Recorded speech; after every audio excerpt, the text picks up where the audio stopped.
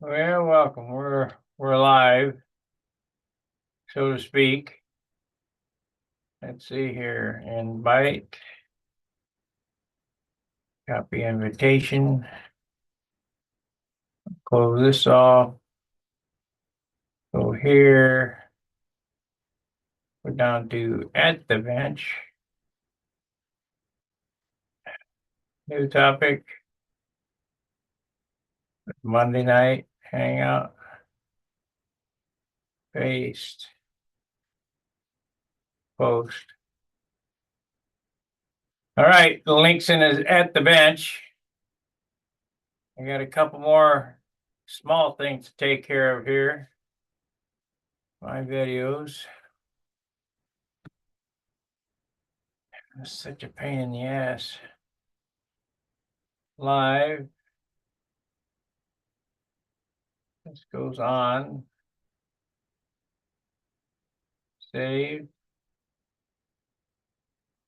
Okay. I need to edit this. I don't know why this won't stay checked. Okay, it is. It did this time. Live chat replay. Okay. We're good to go. Let's see here. We want to turn this on too. Edit.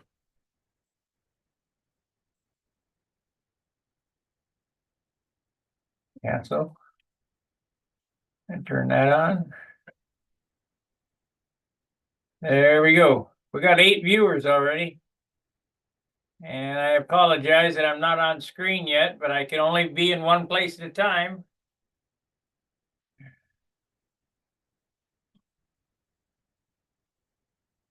Got to bring this back and open that up. There we go. I almost didn't make it tonight. So as soon as somebody comes on that I can trust, I'm gonna turn the meeting over to somebody else. I'm just super blah. I mean, 2 minutes ago I was sleeping. All right.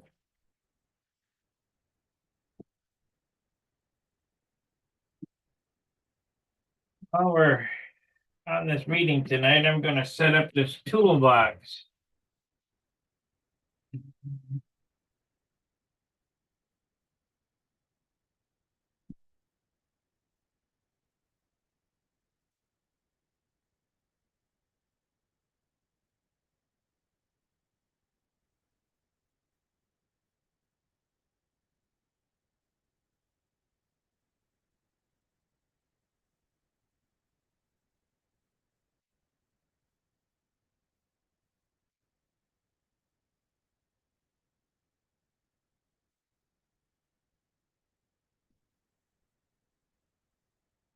There we go. Hi, Gary. Hi, you feeling better today? No. No, ah, shoot. Daniel Berry Sports says, yo, Yo.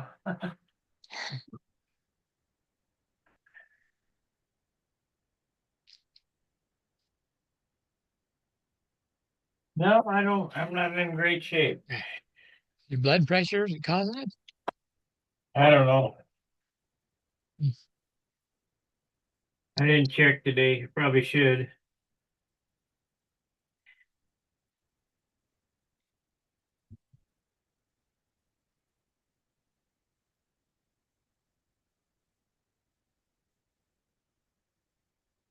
I refuse to let myself become old.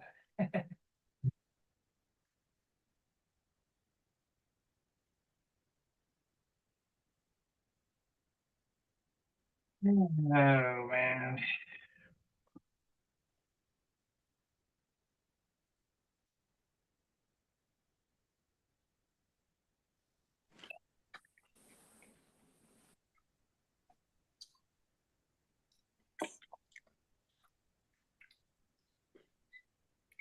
Three of us. Yeah.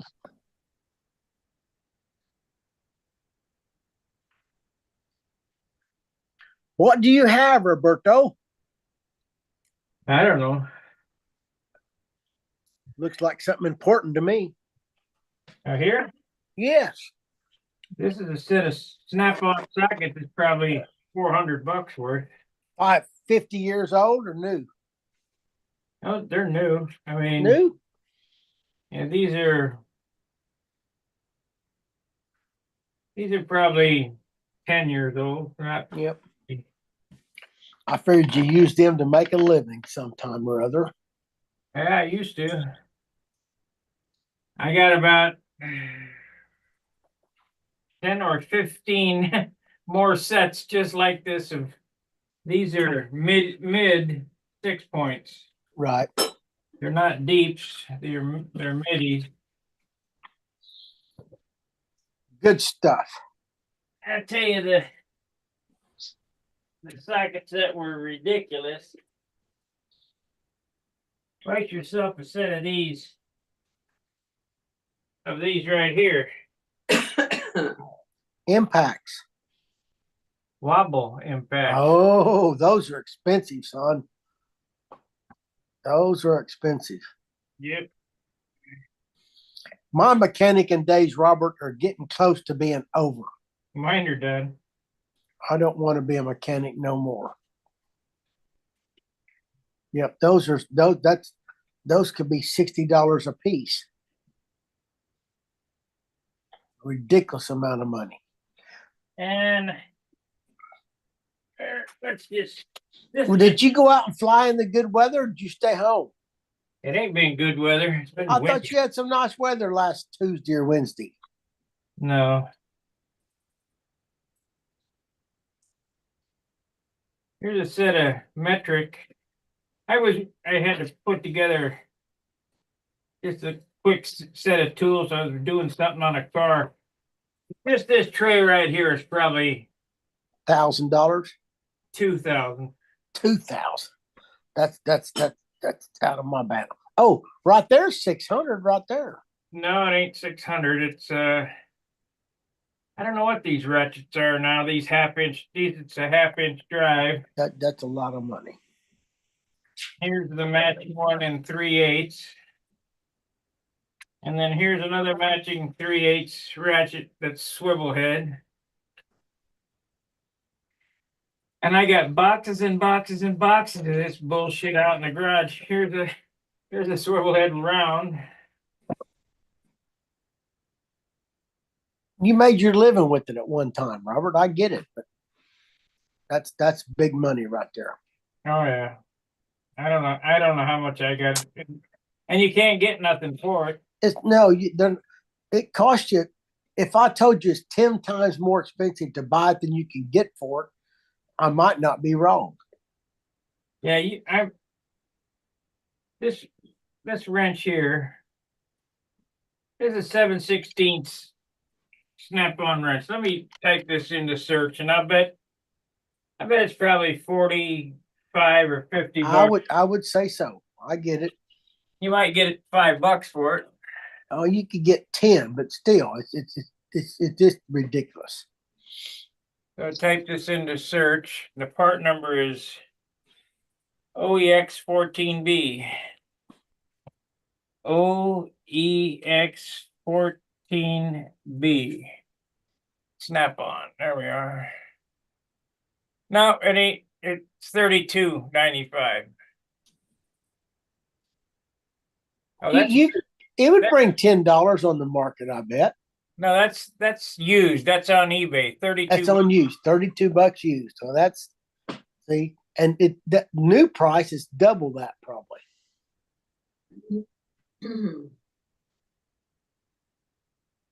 Here, snap on. Pre-owned. It's pre-owned. Here we go. Snap on store. Let's see what it is. BORTEX.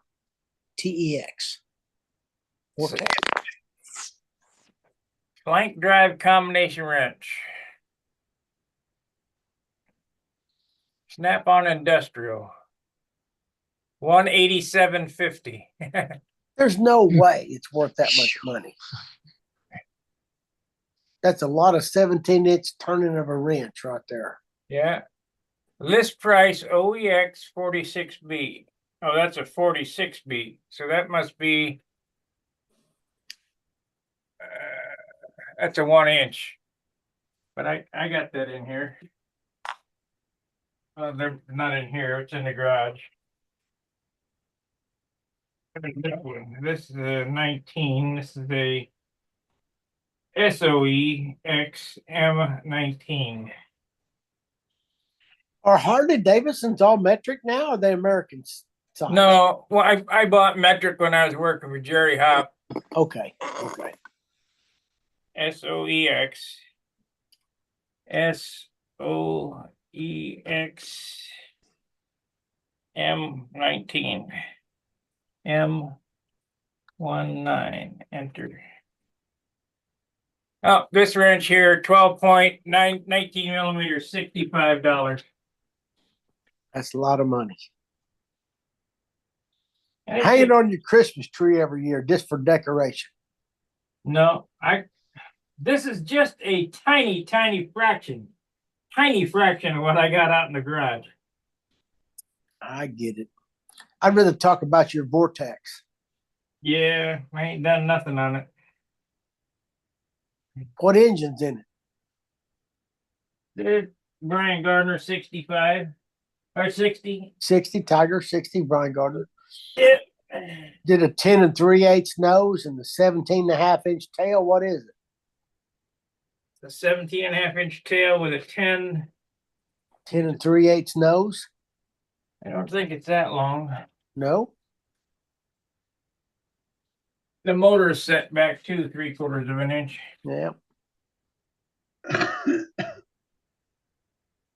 The 10-inch nose. 10-inch nose. That's kind of standard. My Big Blue's 10 1/4 and a 18-inch tail, I think what it is. I've been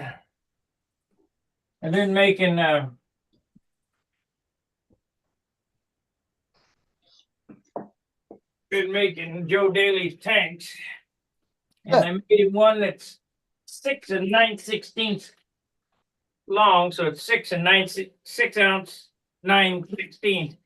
It's too long, so I got to make him another one. So this is the one I made him. That's a long tank. 7 inches long. 6.5, little 6 6 9/16. How wide are you? These are 2 inches wide, 1 inch tall. 2 inches wide. Okay. Yeah. It's just like a metal tank, only carbon. I get it. There's no doubt that's good stuff.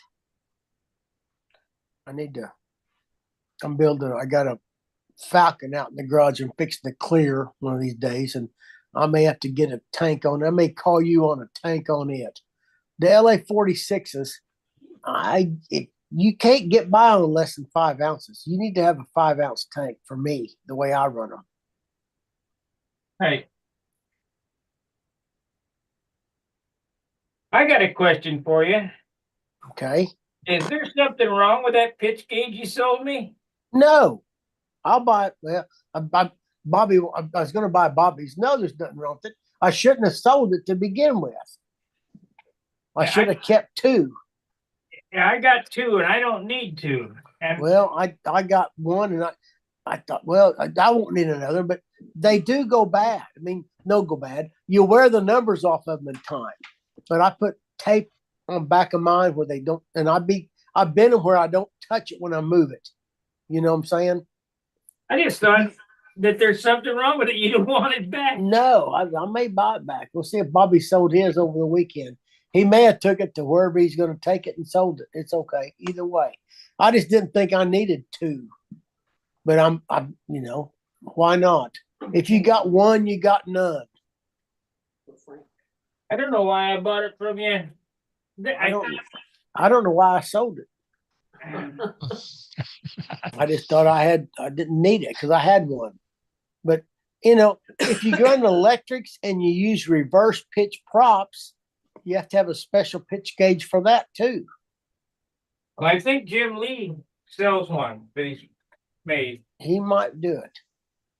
I don't know. Robert, I think if you want to fly at the top level, you just about have to have electric. I'm afraid, but I'm old school. The nitro, it comforts me. Yeah, I ain't buying that electric business. You tried. Yeah. You built some nice airplanes. I mean, if it would have worked, I'd have kept doing it. But there's some problems that are just not worked out yet. What didn't work about it? They hunt. The drive and they hunt. Yeah.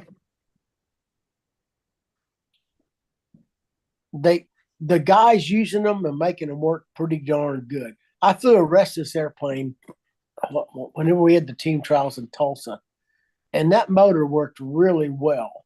But he had I think it's a burger system, and he had it dialed in pretty nice. The motor did its job, but when the temperature changes, humidity changes, stuff changes on them too. There's no free ride. You got to know what you're doing. The temperature goes from 74 degrees in the morning to 95 in the afternoon. You can't leave it alone. It ain't going to work. Well, I'm never going to be at the tippy top level. Well, I'm probably not either, Robert. I'm going to have fun flying my nitro where I can make one flip and it'll run. I don't have to worry about charging any stupid batteries and burning the house down. I'd like to have an electric airplane just to play with it, to learn if I could really make it work or not. But I don't want to build one that bad. If I go electric, I'm going to find somebody that's got one that wants to sell it, and I'm going to learn to make it run. I do think with the electric system, you can take any prop you want. If you get the right KV motor, you can make it produce what you want to produce. But you got to have the prop match the KV, and then deal with that from there on out with whatever you want to do. It's not simple, in my opinion. Hey, Paul? Yep. I got me a little handle here. And I'm gonna rework it. I thought I'll tell you what can be reworked to make it better. All right. This is too wide. You got it like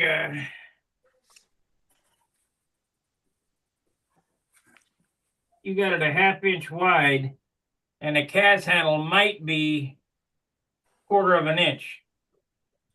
No, CAS handle's a little bit wider than that. I think they're 3/8. I bet they're millimeter, but I don't know what they are. They're millimeter wide. I'd go out in the car and get it. I've got one right here. We can compare it. All right, so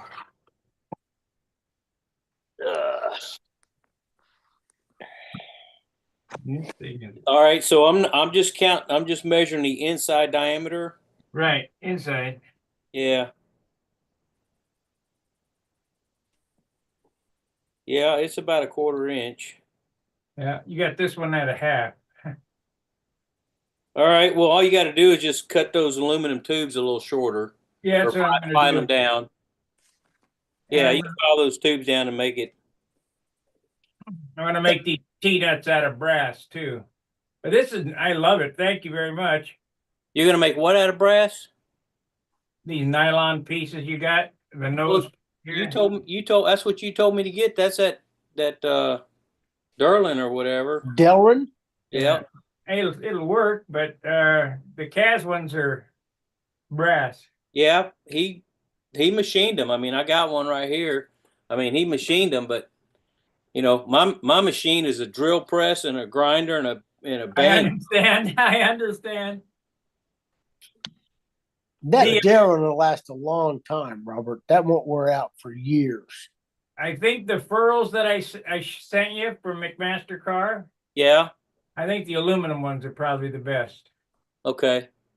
Now well, that was Granger. You sent me a thing from Granger. Oh, Granger. Okay, yeah, whatever.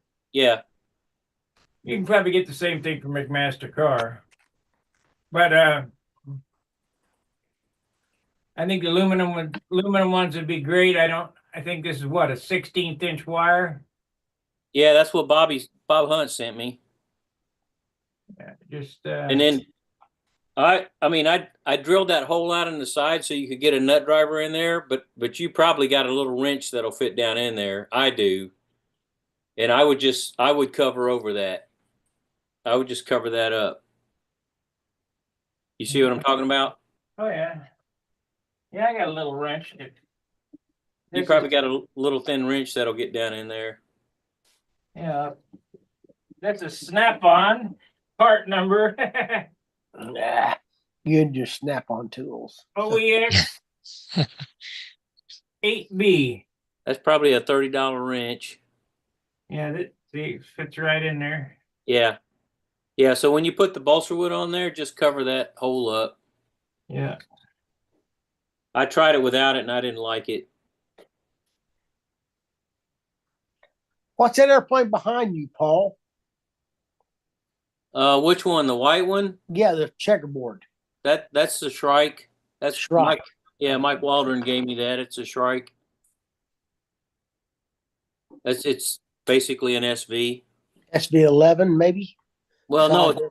it's a Shrike. I mean, Randy called it a Yeah, Shrike, it's called a Shrike. but It's it's a 640-inch wing or bigger. It's a big Yeah. airplane, isn't it? yeah, it's a big airplane. Yeah. It's all I want to handle. But all hit. It looks like a Vector. Looks like an SV11. Looks like SV22. Just different tips might be a little different or something. Yeah, it's all good. Fly the heck out of it and enjoy it. That's what I'm trying to do. Trim the living crap out of it. Yeah, we went flying today, and looks like we're going to be grounded probably for the next week. The tropical winds are coming. Here in Tulsa too. Yeah, We're done for a while. We're going to Tucson, and we're not going to fly before we go. It's just the way it is going to be. well, it'll probably peter out here in about a week, but we're gonna start getting in our rainy season, I guess. Where do you live, Paul? I'm probably Are about you- 30 minutes outside of Tampa. So how far is that from Melbourne?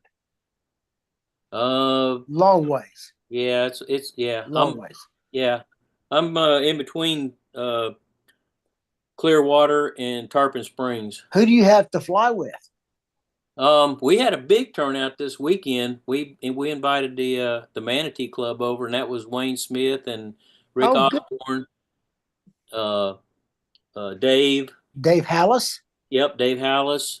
We had a guy come up from Sarasota, and then we had those Hispanic guys that were at KOI. I don't know their names. They don't speak English. But we probably had about 15 people turn up. Oh, Saturday. good show. You ought to get some good flying in there. Oh man, we were running 2 circles. Well done. Good for you. We just called it a little fun fly. So Wayne said we probably should try to do it more often. So, but Mike Waldron's here, and then there's 5 guys in our club that fly. Mike's a good stick. You Yeah. can learn things from Mike too. Oh Pay yeah, attention. yep. He likes the sharks really well, I think. Oh yeah, I think he's got 5 of them now. Oh my goodness. Or I think he bought something else. He just bought something else. It's not a shark, but it looks like a shark. You're a good bit away from King Orange then, right? No, about 2.5 hours. Okay, that's a long ways to go, though. Well, I mean that place only opens up for the contest. That's right. That's the only place it is. I get it. And Yeah. Ron's not flying every day, and there's nobody who flies at that area besides Ron. I think that's it. Mike will go up and fly with him every once in a while, but Right. I think he's just about maybe quit flying. I don't know. But Ron's close to you. You and Ron can fly together. Mike. Mike, Mike.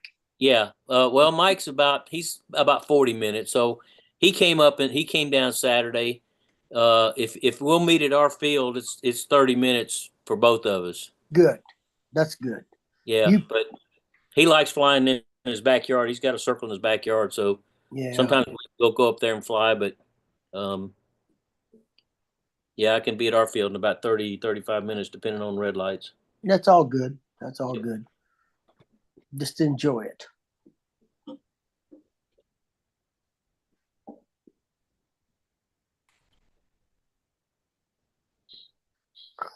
Oh, there's 7 of us. So,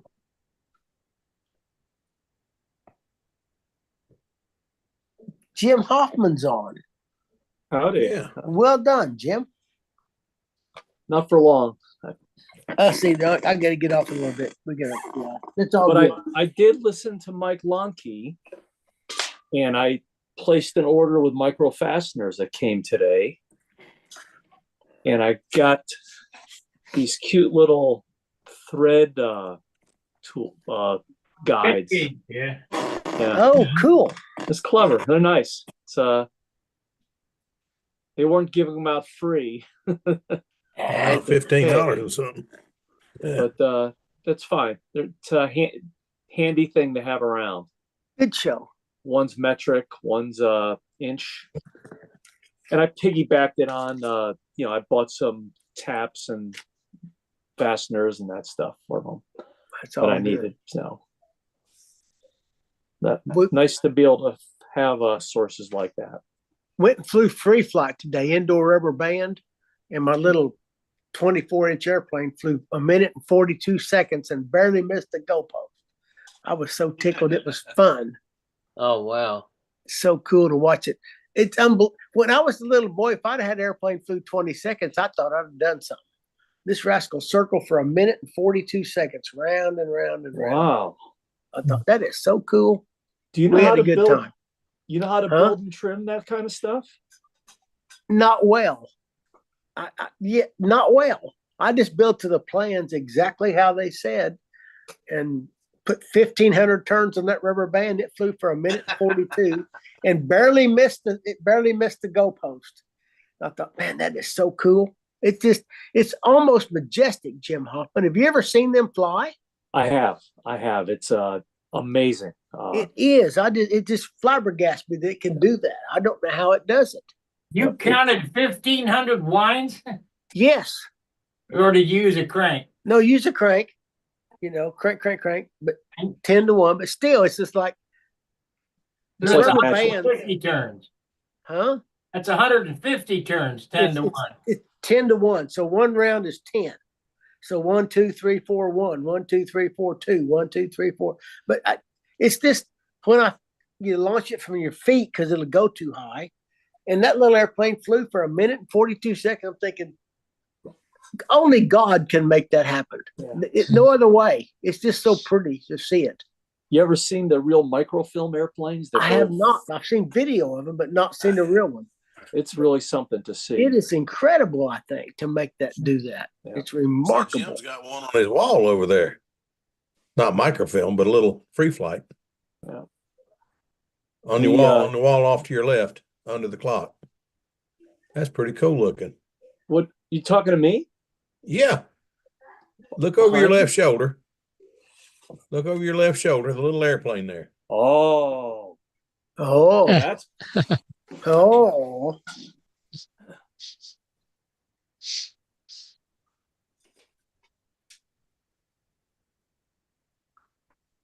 this was gifted to me by a family friend, and it's made of wire, little thin, I'll say 20, 30 thousandths wire. And I didn't know what it was. When I got it, it didn't have covering. I put silk on it. I learned that these were commonplace in the US in like the 1930s. You'd see them in drugstores. And they flew. They were from Japan, I think. And they were pretty common. Cool. That's cool. That is a cool looking little thing. It's just a decoration. I think it's all That's one. all right. That's cute. They're cute. They're cool It looking. is. It's that a rubber band. Like Tim has a little rubber band cutter. We took a 1/8 piece of rubber band and cut 100 thousandths off of it. So we had a 28 or 29 thousandths piece of rubber band that was 40,000 thick. We took a 34-inch piece, put a knot in it, and wound it 2,880 times before it broke. Good grief. It's I'm unbelievable. gonna tell you the what. power it has. If you want to see something fascinating, go to a free look in the back of the AMA book and see when a free flight show is going to be anywhere near you. And go out and take a look at it, because it is the most fascinating thing. It is, Because Phil. that little old propeller takes about 8 or 10 seconds to make one revolution, and that little airplane just keeps on flying. You think, how can that propel the airplane? But it does. There's a guy here in Broken Arrow named Bob Hanford, and he is a 59 Grand National Champion for real. And if I could do half as good as he does, I'd be impressed. He is something to watch his airplanes fly, and they just, like you said, the RPM may be, it depends on which one If you're in a A6, it may be 120 RPMs. You can almost count it, but he gets one of those ones like you're talking about it may go 60 revolutions per minute for real. I mean, the prop's 12-inch and the airplane's 24. Yeah, that's it. It's just like, holy cow, how can that be? It's incredible. What got me was the case that they brought them out there in. It looks like it would have held 2 full-size impact take-aparts, which is what I was flying at the time. Well, everything's in boxes. And he opens that box up, and man, there's a gizmo in there that will cut rubber, like you say, 10,000th piece off the side of a piece of rubber. I said, just out of curiosity, what does that cutter cost? $1,000. He said, when you could get them, they were about $400, but they're extinct. You ain't gonna get one for $1,000 nowadays, Phil. I don't doubt it a bit. But I'm gonna go to the shows and watch these guys do it. I might build a few airplanes, but I'm gonna try. Now watch me. I'll stick my foot in my mouth as soon as I say this, but I'm gonna try hard not to get that serious about it. Oh, it's very no. I know what you mean. It's but it just fascinated the heck out of me. Me too. It really does. I'm just like, it's so beautiful to watch it. I think, my gosh, I want to build one. I'm probably not capable, but I'm going to try to build one of those. I built a one night 28, and a friend of mine, I was just getting ready to glue the outboard tips on the wings. And he said, why did you do that? I said, what do you mean? He said, they don't do one night 28 anymore. Now they do one night 32. They expanded it. I think it's 32. I can't even remember what it was. But anyway, I had to make another section for each side and extend it a little bit. But I got that thing put together, and that's the one that went to Clemens. It's hanging up downstairs now. But it took off and went out of sight. I was just hand launching the full thing. I didn't think it was gonna. I didn't have any idea it was. I didn't like the dethermalizer. I didn't have any idea the darn thing was going to take off. Boy, it caught a thermal. I mean, it was gone. Tim and I's been building catapult launch gliders, and at our field, and we got a 1/4 mile chunk of land, and in a 1/4 mile, if it goes a 1/4 mile, you lost it. It's in a thermal. It just goes. I lost one a month ago or a little more. And if it catches a thermal, it just gets littler and littler and keeps climbing. Tim says, we better start walking. So we walk to the north edge of the field, and the airplane's still going up. You think, oh, that's cool. And all of a sudden, poof, it's gone. It just flew away. Yeah. And I guess that's the goal. In all honesty, it just flies away. Well, I'll tell you what, at the show that we went to in, I've forgotten where, down somewhere near the coast. It wasn't at the coast, but it was somewhere down that direction. Guy launched one, and it went out of sight, and it's going toward the ocean. And we walked a long way trying to track it, and the thermalizer didn't work for some reason. It had one of those digital dethermalizers in it, and it didn't work, and the plane went out of sight. So we gave up. We said, well, that one's gone. And he was dejected as heck. We said, well, let's get back. I got 3 more I can put together. So we walked back up to the car, and as we get back to the car, the guys are hollering at us. We can't figure out what's going on. Up aloft, the wind must have been going the other way in a quick fashion. because the airplane is coming toward us as we're walking back to the pits. The airplane is coming toward us, coming down. It landed about halfway of the field. We had to turn around and go back and get it, but it landed on the field. The dethermalizer did that was a finally gift. open. That was It a was. gift. That It a was, gift. but they counted that, and he got the long flight of the day, which is some unofficial thing that this club does. But anyway, and I wish I could think of the name of the free flight guy that was there. He was a really good, if I could think of his name, y'all would probably all have heard of him. But he had a B-29, 4 engines, and that thing was some kind of impressive. He carried it out there on a rack. And I figured he would, carry the airplane and take it out and pull the rack away and let the motor start spinning and then throw it. He took it and just gently, but he just kind of did that. And the plane came out of the rack and then took off. Because all the thing did was where the props were, it just had a little post sticking out there where the prop couldn't go by it. And when he popped that off, it just took off and flew and he flew scale or something. I don't know what it was. There's But there's people around that's good at it, Phil. he's really good. I mean, he was amazing. The whole thing, it took me about an hour to realize this is way over my head, but I'd sure love to know how to do this. Jim, on your Predator behind you, what's the moment on the elevators to flap? Is that an 18-inch airplane? Do you remember? You're muted, Jim.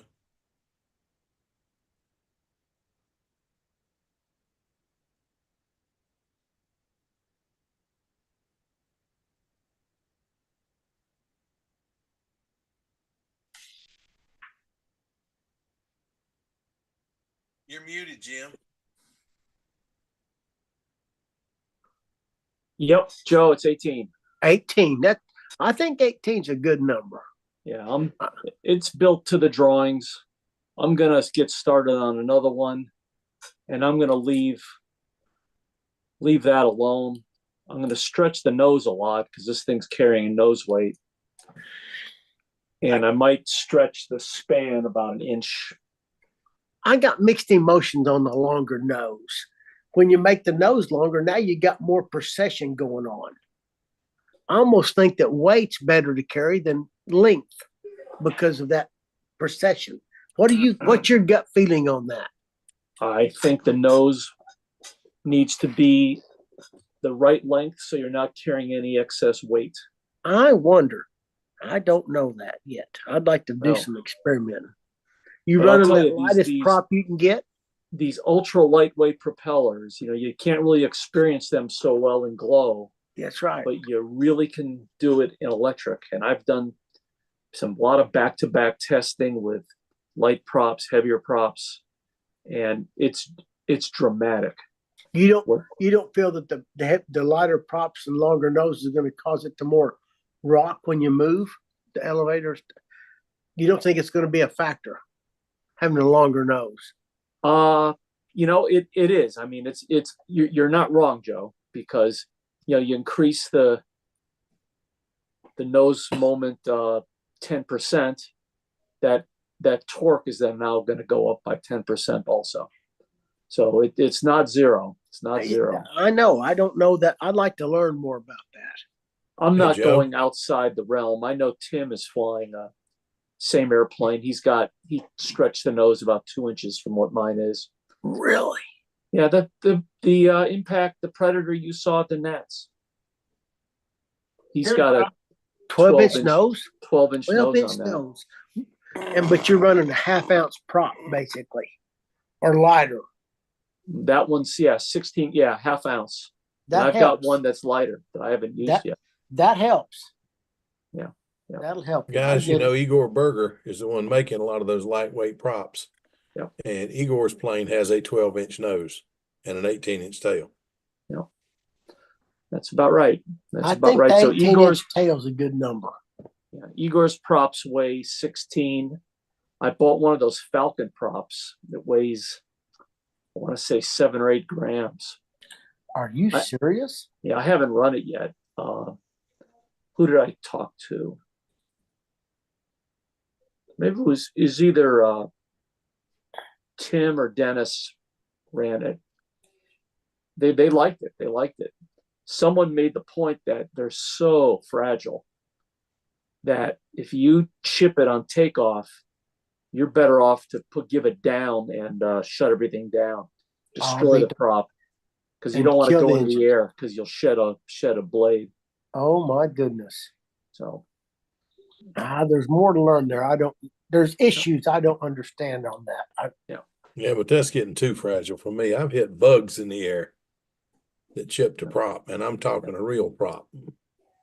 Those ultralights. Joe, you remember the year at Brodak when we had the cicada? Yes, absolutely.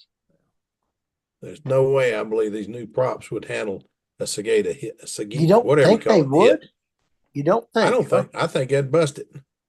Oh, I don't know. I took off at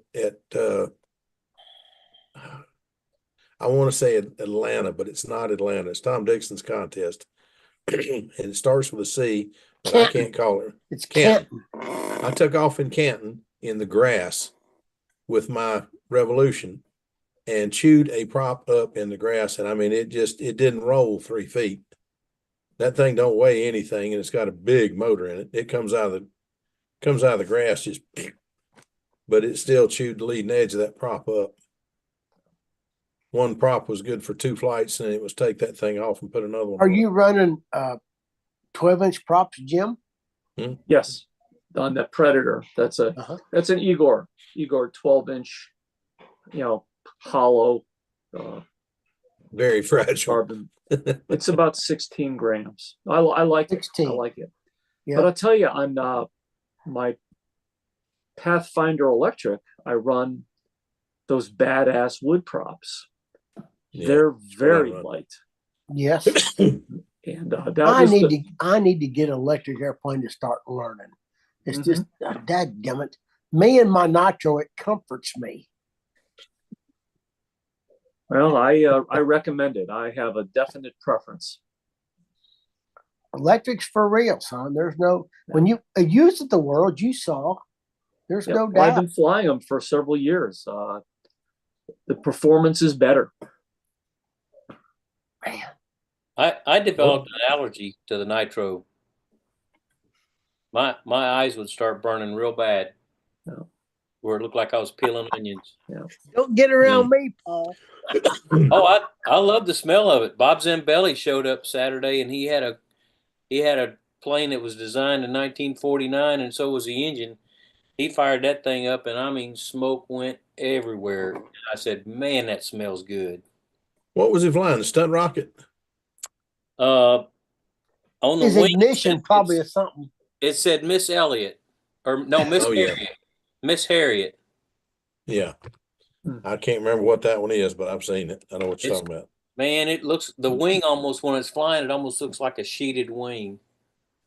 But it had a real thin airfoil, and he was wringing it out. He can Put a fly a prop- thin wing. I put a prop in the box for you, Jim. 11.5 rev up that you can play with while you're at Tucson if you want. All right, I've got similar. I'm going to go fly tomorrow. I'm going to take some notes. I went back to steel lines on that Lunar. I think it had a little bit better corner with the steel lines over the spectrum. Really? Yeah, very close, very close. I'm also going to take a little nose weight out tomorrow too and try that. A wooden prop is lighter than a carbon. I mean, I've got those Randy Smith carbon fiber props, and I've used them. And man, a wooden prop in my Cavalier's got a better turn. It's just the nose weight. It's the mass you're trying to turn, I think. Yep. Put a tank in, it'll turn even better. You get all that weight out of the nose. Can't argue that. Yeah, those Phelps props are very heavy. But they got bite. I get that. They do have bite. Yeah. Well, I put a prop in for you. You can try it if you want when you're there. It looks like we're going to have wind, Jim. It's hard to tell. It's still Too far out, but yes. But it has been. The weather is not nice here. It's windy here. I set up a set of 58-foot lines just cause. I'm going to be ready. Yeah. Yep. Well, you'll do Is it this well. coming weekend? I flew that Lunar in the wind. I was not happy the other day. Really? Yeah. You think it's nose heavy? Yeah. It doesn't turn. I'm used to a lot better corner than what that gives you. Well, that airplane behind you, the Lunar can never fly like that impact. It's not going to ever do it. You can't get there. I know. In my opinion, it's physically impossible. Yep. People talk about the FAI pattern. Look, if you go out your circle and you set up your little 1/8-inch pipes and boards around it, there's not very many classic airplanes can fly an FAI pattern, in my opinion. Yeah. Not very many. Yeah. You know what does? My USA will do that. The USA is as good a classic airplane as you can get, Jim Hoffman. I know. I'm always tempted to just start flying that again. That's a good airplane. The Big Gypsy's another good one if you can get it at 60 ounces. Yeah. A Geeski Noble at the Fox 35 on 58-foot lines weighing 40 ounces. I might beat you with it. That's a pretty good airplane at 40 ounces with the Fox 35. I have a Nobler that I built at 40 ounces with an Aero Tiger, and I never liked it. Really? Yep. How never big? liked it. Really? I am surprised. Air Tiger's a lot heavier. Yeah, but 40 ounces, it's probably a little nose heavy at 40 ounces, I bet. Yeah, I ended up adding weight to the CG to get some line tension out of it. Is that right? I'll be darned. I was never happy with it. I still have it. I use it as an engine test bed. I got a Geeski Noble hanging up. I put it in the bedroom. I had a Fox 35 on it, and I was carrying it at Tucson one time after I flew it. And the guy said, that airplane's not legal to fly here. And I set it down. I said, you pick that airplane up, you walk about 5 tests down, there's a guy smoking a pipe. And you ask him if it's legal to fly here. And he shut up. Yeah. Yeah. Right. I got to go. I got to have dinner on the table. Good teeth. I'll See you in a Sunday. week. See you Sunday? Yeah. Will I'll you be there Sunday? Yeah. Okay. All right. Drive safe. Yep. See you. See you. Bye-bye. When are you heading out? I'm heading out Saturday morning. You're going to be there in a day? Oh, you must be flying. No, I'm driving. We'll leave Saturday morning, drive to Las Cruces, and be there Sunday at noon. Wow. It's just 17 hours. Yeah, I used to do that in a day, but not anymore. Oh, I've driven at home. How many times we come home from Tucson nonstop? Twice? Yeah, we've done it. But no, I'm not. Look, I'm not doing that no more. 17 hours in one day is a long time, y'all. I can only comprehend what my bottom can endure. And that 17 hours in my car is, my butt's asleep. It's a long time. Can't handle it. Used to, but that was 40s. This is 70s. Big difference. It's all good. Oh, It's yeah. 10 hours to St. Louis to Steven's house. Good gracious. Steven can beat a my model airplane field in 9 hours and 40 minutes, I bet. You could beat that probably a little Talking bit. about me? Yeah, how long did it take you to get to Tulsa? 7 hours? Can you beat our field in 7 hours? I don't know, Bob. How long did it take? I bet St. Louis to Guys Tulsa's drive that fast. knocking on 7 hours, I bet. Oh, he's muted. He's muted. He's getting ready. Yeah, I bet we're there in 7 hours. Was it, I think was it's- it 7 hours? I think that's close to right. yeah. Yeah, traffic wasn't too bad last year. Right. You get to go through Cuba too, come to our field. Yeah. How many people say they've been to Cuba? Yeah, Cuba. Lordy. That's one place I've never been, have no urge to go. Well, there's a Cuba, Missouri. When I was a little bitty Oh, booger, yeah, that's right. probably 10 years old, we were at Grandma and Grandpa's house here in Dixon, Missouri. and Norman Oh, yeah, Porter had an Nixon. airplane. We were going to fly an airplane to Cuba to watch Harold Cryer fly. And I said, we can't go to Cuba. We got to be back for dinner. Grandma's cooking fried chicken. So we'll be back for dinner. Not, but a 10-year-old, I was thinking Cuba. We couldn't get to Cuba flying and back by dinner time. I was nervous about missing fried chicken. Oh, Harold Cryer was there. Y'all heard of Harold Cryer? heard of him, never got to see him fly. Well, I seen him fly. Mm. I was gonna ask Bob how he's feeling, but he muted himself again. He looks like he's feeling fine. Did you fly last week, Stephen? I did. That sat whatever day it was. We went fly that same day, I think. Yeah, it was yeah, it was reasonably warm and but it was a little the wind was weird. It'd go up for a while and then it'd drop off a little bit. I think at the same time we flew here in Tulsa, and it'd blow 3 and then it'd blow 7, then it'd blow Yeah. 3 and then it'd blow 7. Yeah. Has Sparky flown the new plane yet? No. I'll be darned. He's gonna wait till it gets pretty weather, I think. Oh yeah, it's gonna have to be 70 degrees and 2-mile-an-hour wind. Oh Lord. He's not gonna fly for another month. Probably not. It'll be hard pressed to get a day like that in March in St. Louis. Yeah, Yeah, it's usually pretty windy. it'd be mid-April before we March. get it here. It'd You be had mid-April before we Days Well, in February. What's that? We had 80-degree days in February. We have, yeah. Yeah, we have. But 70. It's not a this year, rarity, we though. won't. Yeah. This year we had 70. Get the airplane out and be miserable. I'll fly something old. How many new airplanes do you have, Robert, that you have not flown yet? Just the one. Just one, okay. I've got one. I Yeah, he's haven't got a flown couple to. that he's only flown once or twice. And my Viper profile, put the crank back in. It's got one flight on it. One flight, yeah. Oh, it's getting contest season now. It's time to fly your contest airplanes. Yeah, we're going out in the morning. All right. Good. Mr. Looper and I are going out in the morning and see if we Good. can't burn a little nitro. Mr. Tommy, Yeah, that's a good lad too, right there. that is. I'm hoping some of the other guys come, but the only one I know for sure is coming is Tom and I at 9 o'clock. So I'm sure Tom wanted to go at 8, and I said, Tom, I got to get up and charge batteries. The clock's too early. I gotta have a little time to sleep.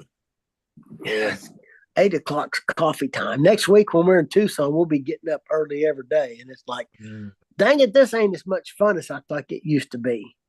Yeah. Getting up at 6 o'clock in the morning to go fly models at 7:30. Ooh. Hey, in St. Louis, Sunday's looking possible. Good. 58 degrees, 4-mile-an-hour winds. That's flying weather right there. I'd be on that. Monday on that too. 3 5-mile-an-hour winds. If it's You if can it's grow. 48 degrees, sunny, and 3, 5, or 6, we're going in Tulsa. Yeah. We go. Sunday, Steve.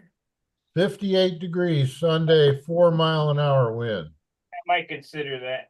Yeah. That's right. 58, not 48. You can No, keep, not 48, 58. That's doable. because it'll be They got something weird in this AccuWeather though. On Monday, it says 63 degrees. Real feel 70. That can't be right. That can't be right. heck can if the humidity's up. Oh man. Did you find out about the park permit yet? I did, yeah. I was going to bring over what I filled out, how I filled it out, and then what happened afterward.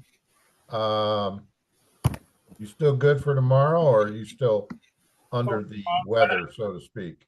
You can come over tomorrow, but I deleted that email. I thought that you'd have a new one. So you might want to send that to me again. Can you pay for it online with a credit card? You can, but it's a two-step process. You got to fill out the form, and I was going to bring the one I filled out because it's stupid. It's weird. It's actually the same form they use for reserving a site for a day or two. But I filled it out explaining that I was an individual and I was applying for a annual permit. And next day I got back the here's where you go to pay. And then I had to sign up. I had to create an account. And then was able to pay with a credit card. And I got an immediate response back.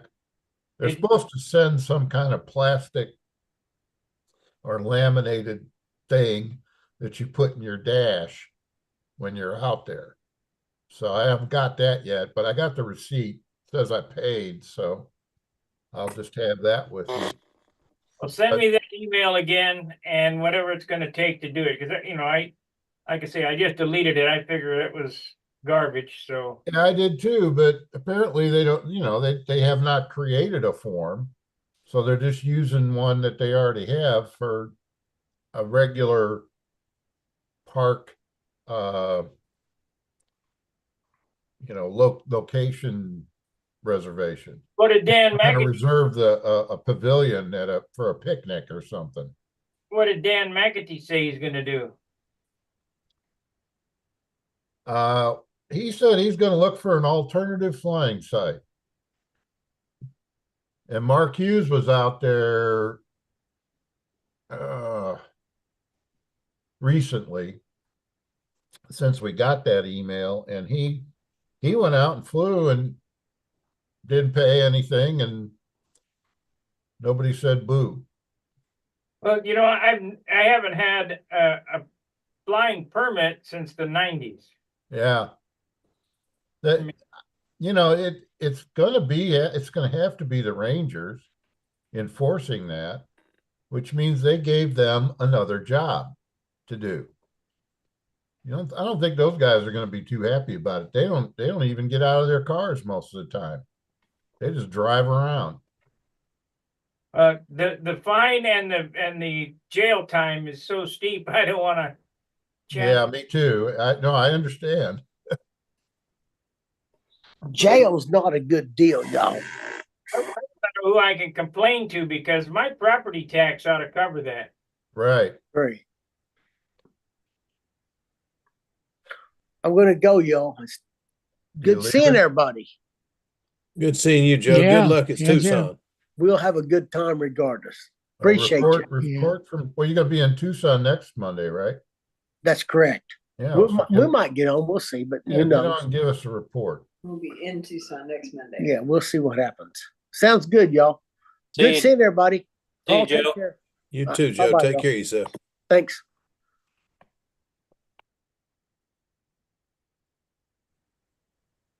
Sir Mike.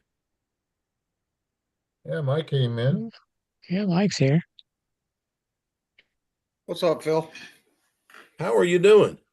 How'd you go at the show? I did good. Did you get down there? Yeah, When were you there? Friday or Saturday? Friday. How did I not see you? I was there for I don't 8 know. I hours. saw your truck. I parked right across from it, but I never did see you. I was there for 8 hours, man. Yeah. In and out of all three of them buildings. How did we not bump into each other? I don't know. But that a man, there were swap some meet? deals there. I wish I'd bought that little 3D printer.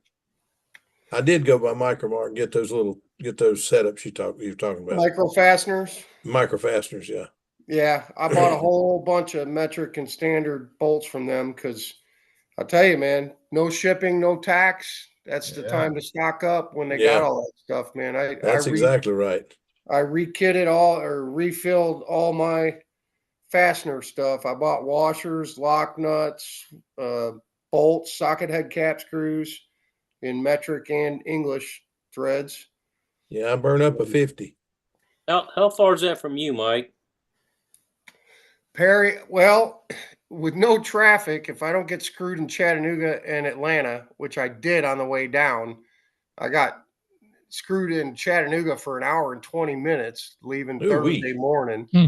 And then I got stuck in Atlanta for an hour. But with no traffic, it's a 5.5 hour drive.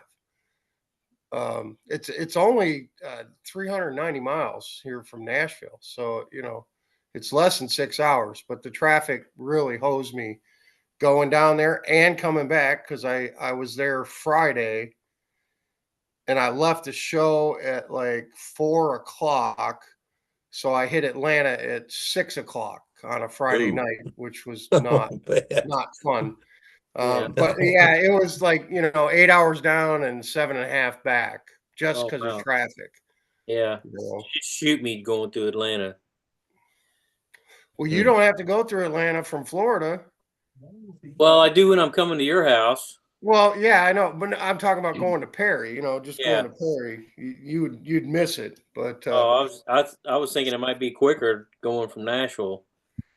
well, and I don't know what's going on in Chattanooga, but Chattanooga has some really, really bad traffic problems on the west side of town on 24.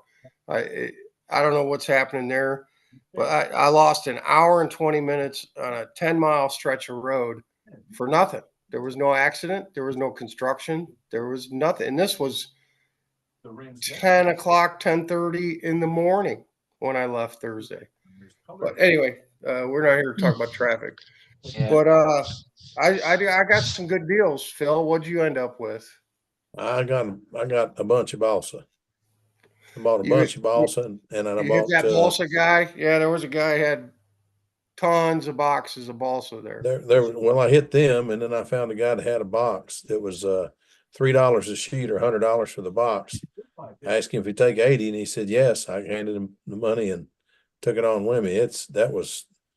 Well, I can show it to you. It's about a foot of balsa, 1/16, 1/32, 3/32, 1/8, all of it. And Yeah, it's there wasn't came out pretty much good net. in the way of there was a few built control line airplanes. Not I saw No, I a didn't see clown much. with a Brodak 25, which was like $100. So the Brodak 25 was probably worth that. A bunch of Yeah. half-A stuff, but no real control line models. Not like last year. There were several there No, last nothing. year. And I didn't see I didn't see a lot of sailplanes, not good sailplanes. Saw a bunch of bird at times, but And there was a few Olympics there, a couple gentle ladies, some Olympic 99s, but yeah, not a whole bunch of that. yeah. There was tons and tons. If you're into the old motors, there was lots of Foxes and Oh, yeah. McCoys and torpedoes and Yeah. there was no modern stunt engines really to No, be there was a had. guy there with a box of ignition stuff that was huge. He must have had 300 motors in there. And the prices weren't bad, but I'm going electric. My wife says, "You used to run that." Yeah, I used to. Don't anymore. But Zap was there, which was good because they had yeah, Z-Poxy and Zap CA, and they were doing show specials. The big bottles of 5 minute and 30 minute were $14. yeah, So I got I some. bought. I think I spent $100 at their booth. Again, no sales tax and no shipping, so it was a Yeah. good place to get epoxy and Zap CA. Uh, what else? Well, I ended up what I'm doing now. I'm drilling props. I bought 40 props for $20 from this guy. Wow. So 50 cents a prop, which, an APC or a master air screw, what are they, 350, 375 Something now? like that. Yeah. Yeah. I bought 40 props and they're all 8s and 9s for speed limit combat. So we're Yeah. not picky. It doesn't matter. APCs, master air screws, Shimitars, we don't care as long as they're 848586 or 949596. So I'm just drilling all those and sanding them right now. I scored a Black Widow for $1. This Oh, Lord. guy had a box of junk engines and it said any engine $1. Of course, it was seized up, but I Yeah. brought it home. I soaked it down, took it apart, disassembled it, and ran it today. And she's good, man. She's a runner. So Black Widow for $1, complete too, had everything. And I figured, you know, even if the piston was roached, the tank and the backplate and the anodized spinner is worth $1, you know. So I Oh, got yeah. that. I got I found a very lightly used LA 46, it was RC, and I already put a Venturi and a OS Yep, needle looks on good. it. And I ran it this afternoon. It's very strong, very good. $25 I paid for that. I've already swapped out the JIS screws for socket head cap screws on the head Mhm. and the back plate. That's a runner. So that was a good score. And then I picked up an engine for my Nats plane. For a plane I want to build Oh, for yeah. Nats. Yeah, Wow. You're getting the kid ready. that's What size is Yeah. that? Good. yeah. That's a DLE 111. It's a 111 Wow. twin cylinder. This is for, we already have the airplane. Um, How much was Jason Schulman, if you guys know Jason, Yeah. he gave Sam a 33% extra at Joe Nall last year. So it's a third scale extra 3D airplane with servos. We just got to put a receiver and a motor in it. So that's the next project on the shelf. Shoot, I'm disappointed. I wanted to see Mike put that on control lines. I want to see his butt come off the ground. No, that's a well, and again, no sales tax, no shipping. That's Yeah. a $800 motor from DLE. Of course, you know, $80 tax, and then you Yeah. know, 25, $30 shipping. So that puts it over $900. But they were doing a show special on the motor. It retails for $799. At the show, it was $720. So I mean, I saved about $200 on that motor just by buying it at the show. Yeah. Well, you can find some deals out there. Yeah, there was. There was. I bought some other stuff too, some RC stuff, servo extension leads, and I bought a gas can for gassers. It has a pump. It's all plumbed and ready to go, so you Oh, can yeah. fuel up gasoline model airplane engines instead of trying Yeah. to use one of them old squeegee bulbs. You know, when you're Yeah. running these big gassers and you got a 32-ounce tank to fill, it takes a long time to do it that way. Hmm. What else? I did buy some airplanes. Little flat foaming, and then this. I mean, it's RC, but it's an Oh, Edge. yeah. I'm sorry, it's an extra 300 from Extreme Extreme Flight. flight. That's a good flying airplane. It's a 52-inch airplane. They had some really good deals on their stuff, and this particular one, is no longer. They don't carry it anymore, and it retailed for like $400 when they sold them. And the guy Mhm. that runs Extreme Flight, and of course they had. You saw the wall. They sell all the big giant RC stuff. Mhm. This one was sitting on the floor, and I said, "What is that?" He goes, "It's discontinued. Won't carry it."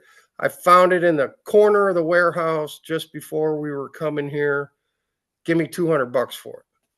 And I was like, okay. So it was like half price. You know, it's brand Mhm. new. It's a brand new model. So Mhm. save 50% on that one, which It's was a fun good. flying airplane. I can tell you that for sure. Yeah. Those fly really well. Found some hard to find servos for my buddy's airplane. This one back there, Oh, that yeah. green one.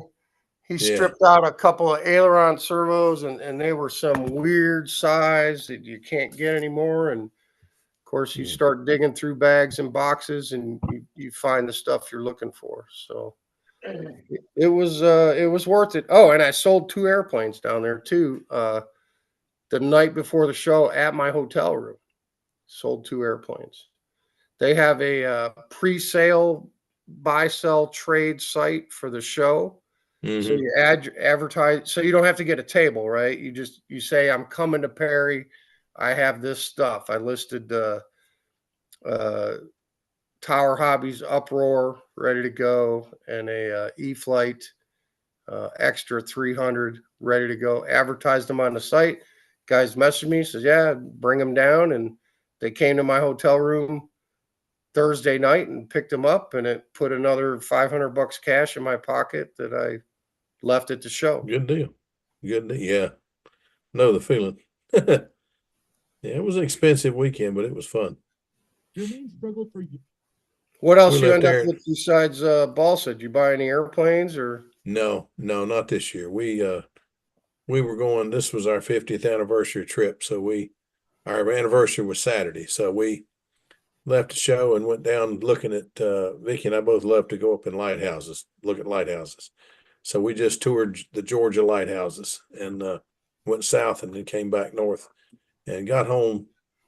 And just today we have just vegetated since we got home because we're both just tired. Those lighthouses, man, you climb 149 steps and then come back down and then go through the museum and go through this and go through that and all the buildings.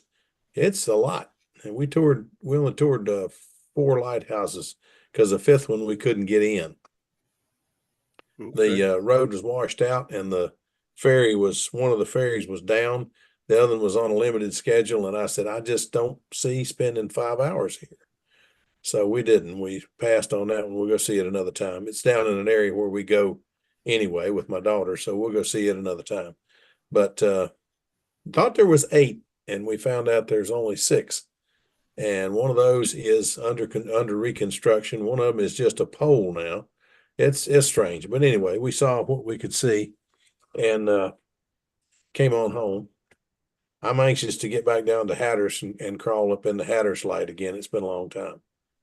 I want to go fishing too. So we'll go down there and do a little bit of that. And fly stunt kites. We get out there beside the lighthouse and fly stunt kites. That's always a lot of fun. Do that. Well, I next drove week. 400 miles to see about 10 guys in my local club too. It was funny. I Yeah. kept running into guys that we always fly happens. with all the time. I was like, "Oh, you guys are here? Oh yeah, Roscoe's over here, Bill's over here." I didn't see a We- soul I knew. Not we, one. we had a pretty big contingent from Tennessee was represented down there. So Yeah, that's it was a neat. good show. If y'all can ever get to Perry, it's a hell of a swap meet. The vendors are there, the manufacturers. It's a great place to buy new stuff. It's a great place to buy old stuff. And I'm a box digger. I love the box of stuff that's under some guy's table that he doesn't even bother setting on top. It's just a box and it says, make offer or $1. And I dig through those boxes. That's how I found that Black Widow, Mhm. and it's great for wheels, spinners, props. Like I said, I found some oddball servos that I needed and for dirt cheap. So it's a lot of fun. Yeah, it is a lot of fun. Oh, me. I got a question. If you don't mind. What's the ratio between the flaps and elevator? Are they usually fairly close? I usually set mine 1-to-1, but I've started going the elevator a little bit faster now. So a little bit more, More elevator than flap. Yeah. okay. Like, I got my twister set at about 20 degrees and the elevator's 24. That's probably about right. And then this cardinal I'm working for, I just kind of got it together and it's about 15 on the flap and 23 on the elevator. Did you do the Cardinal with full scale? I mean, the flaps as big as it shows in the box on the plans? Yeah, I believe so. Yeah. Well, I would say talk to someone who has flown a Cardinal because I can't say for sure because I have not built mine yet, but I was told chop 4 to 6 inches off each end of the flaps because the flaps are too darn big. Oh, And really? I have a full size Cardinal with a tune pipe in it.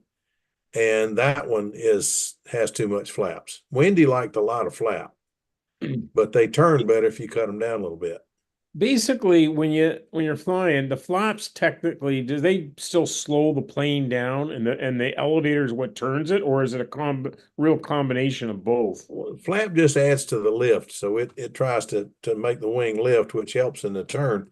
And then the elevator brings the rear end down, so you go in the direction you want to go. So it's both of them together helping to turn. Yeah, But you can, because I've done this, take the flaps off the plane and you can still fly it. In some right. cases, it almost flies better. We Yeah. took a one of the guys built a Teosaki that had flaps on it, and he was having all kinds of problems. It was a guy from good night, baby, from somewhere else. I can't remember where he lives, but anyway, Eden, I think. But anyway, he came up and he was flying. And he wanted to know, Teosaki came from this area. Clayton Smith lived over in High Point, and Tommy and I were both flying Teosaki at the time. And he wanted to know why wouldn't his turn like ours? I said, well, you got flaps on yours. I don't know why you got flaps on yours, but I mean, the very idea of the plane was keep it simple. The end of stunt as we know it. No flaps, no, none of the fancy stuff. And he wanted to fly. So I watched him fly his a couple times and he could fly. So he flew mine one time and he went over and we took the flaps off his airplane. And he went home. He said, well, he just took them, busted them up, threw them in the trash can. I said, I wouldn't have done that. They didn't weigh anything. They were good wood. I'd have used them on something else. He said, no, lesson learned. I'm not doing that crap anymore. So he went home and took the horn off of it and put one rod all the way back and just doesn't have flaps anymore. But sometimes they fly better without it. But they've either got to fly on square inches, just you've seen some of them just got great big wings, like a Teosaki or that crazy thing that Oki Air was selling, that Chinese thing with the full flying tail. Excuse me, it'll fly on a big wing or it'll fly on flaps. It's got to have, a thick airfoil, a thin airfoil, big flaps. It's got to have something to make it turn. But there's a lot of ways of getting there. There's more than one way to skin a cat. Now, you say like you fly 1-to-1. Is that what most people are doing? That's what people did for years and years. And then you came up with these adjustable elevator horns. You've seen them. Yeah, And you guys showed one on here once. yeah, you'll find out that you use a lot more elevator in the spring, and in the summer you'll be back nearly 1-to-1, and then you go back to more elevator in the fall. And I always thought it would be opposite. I always thought it would be opposite of that, and I cannot understand. The air gets thinner and you use less flaps. More flaps. That don't make sense to me. But well, it is less flaps. But anyway, that's the way it works. And you just have to trim it to your liking. But let me ask you this. Have you ever gone to a contest where the big guys are there? Paul Walker, any of the I'm drawing a blank right now. But anyway, the big guys are there. If you'll notice one thing, when they get to the contest, I don't care if it's the nationals or if it's a local contest, they didn't come without being practiced and ready to go. They just don't do that. They fly 500-600 flights before they go to the Nats in June or July. So they're practiced, but when they get there, what do? They go out there on that practice circle and they fly a flight, and they go out there and change the trim on their airplane, change something. And then they go back and they make another flight and they go back and they trim their airplane. They're constantly trimming their airplane. So the trick is build a plane with all the trimming that you can get, and then you'll be able to get what you need. Because if the top guys are trimming all the time, and I don't care if it's Bob Hunt, Bill Werwich, any of them, they trim constantly. They trim for the different air changes, and they may have had it right yesterday and get out there and do a practice flight this morning and put a little bit more of something in it. So the horn or whatever we were talking about, adjustable, that's on the elevator, right? Right. So is that okay? So that can give you more deflection or less then, right? Is that what they're doing? Okay. Right. Yeah. Just remember, if you put a hole in there where you can move that elevator horn, move the push rod up or down on the elevator, make sure you've got an adjustable rod in there where you can, mine's on the other side, I got another slot on the other side where I can put a wrench in there and adjust that push rod shorter or longer so that when you move the rod down, you have to recenter the elevator because you've changed the length. So you gotta make adjustments to everything. But yeah, make it as adjustable as you can, and don't be scared to make an adjustment. It's been flying fine. I'm scared to change it. Like Bob Hunt was talking on here one night. He said he flew a plane up till the Nationals, or up till I think it was Tucson, and he flew it through Tucson, and guys kept telling him, change the elevator a little bit, change the elevator, shorten that elevator a little bit. He wouldn't change it. Well, after the contest, he changed it. He said the plane flew better than it ever flown. Don't be scared to change something. Put a mark on the fuselage, a little dot or something where it is, and then move it and try it. And if you don't like it, put it back to the dot. It's not a big problem. But that was one of the hardest things for me to learn. Don't be scared to make a change. Yeah, I Because as find good as it is, it might be better. newer still. I'm trying to figure out just everything, what's working and what's. Oh, I know. Hey, I've been doing this since I was 9 years old, and I'm still learning. You do know what you call it when you quit learning, right? Yeah. Dying. Yeah. So, Oh, well. Alrighty. I talked to the girls from the AMA while I was up there this weekend, and that one lady is a hoot. I can't think of she's the one you talk to when you call member services, and she is a card. She's a lot of fun. But I've had a lot of fun talking to her, cutting up with her, but I learned a couple things. The book is not only online, but that's the only way to get it, apparently. I thought they still sold them, but apparently she said I haven't seen a book in a while. So you get it online. But anyway, it was interesting. They had a heck of a setup there. And the guy behind them was selling fuel. And I mean tell you, when that fuel went out of there quick. Everybody must be having trouble finding good fuel. But that stuff was Cool Power, and I've never run Cool Power but one time, and I burned a motor up. I've never touched it again. So I don't know.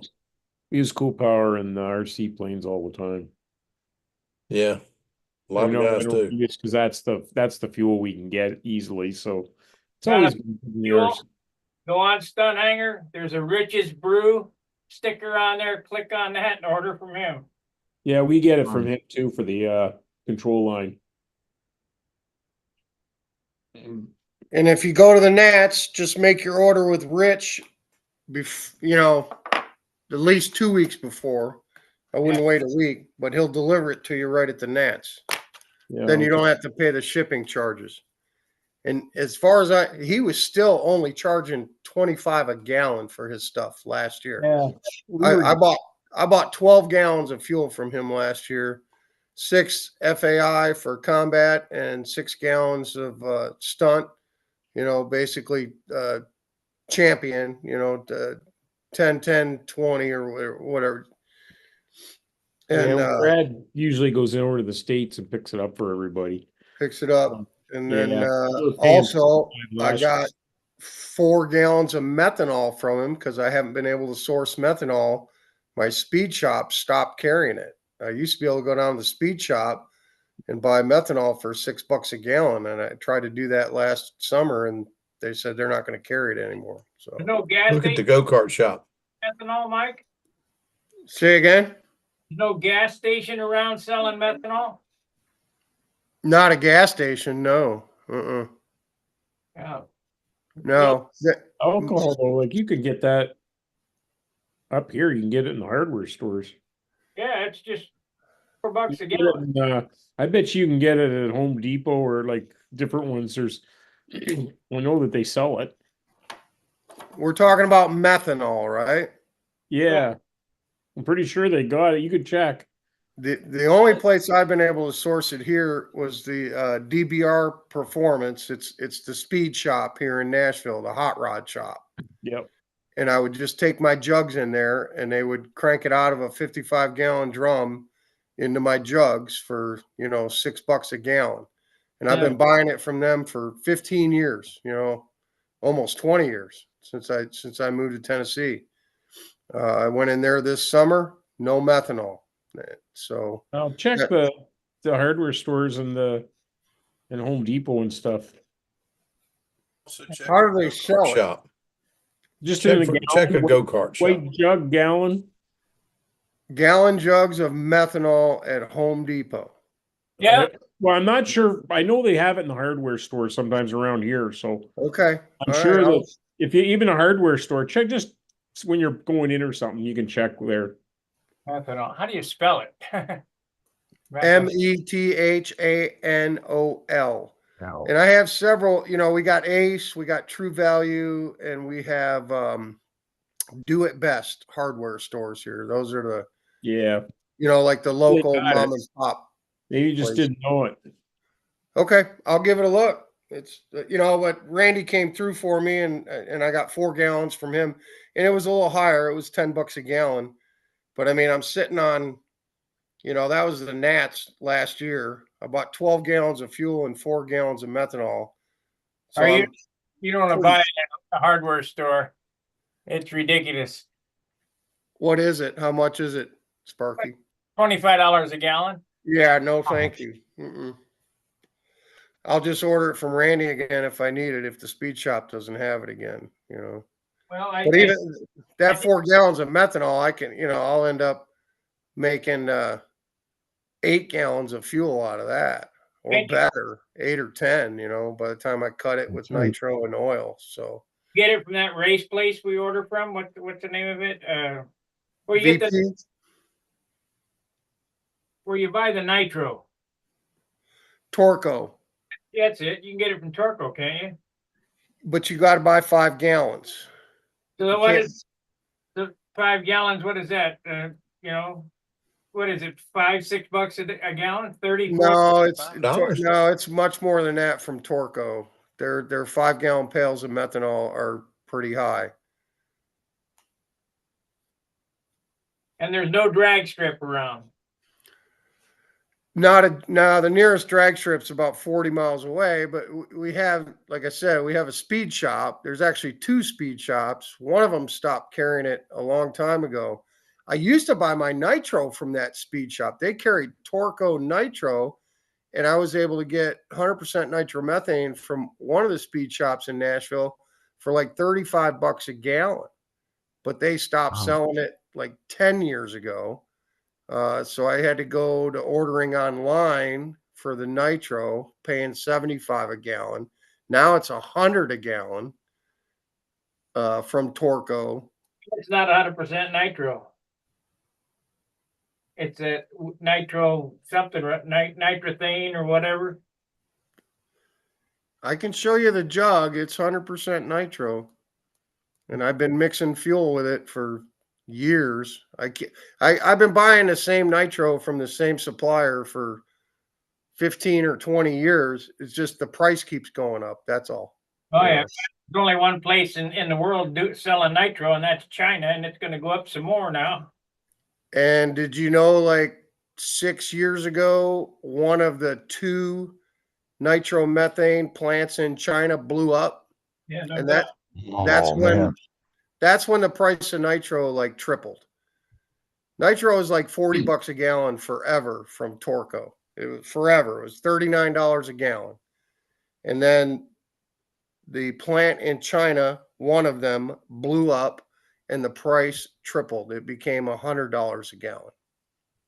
That was about 5-6 years ago. I mean, I know because I've been buying these components for a long time. I've been buying nitro, methanol, clots, castor. I've been brewing fuel for a long time. I think that the clot is the most expensive part of the fuel. It's $25 a quart. I'm paying the last time I bought it, and I buy both original clots, which is KL100, which is all synth, and then their Benol, which is all caster. It's around $50 a gallon now.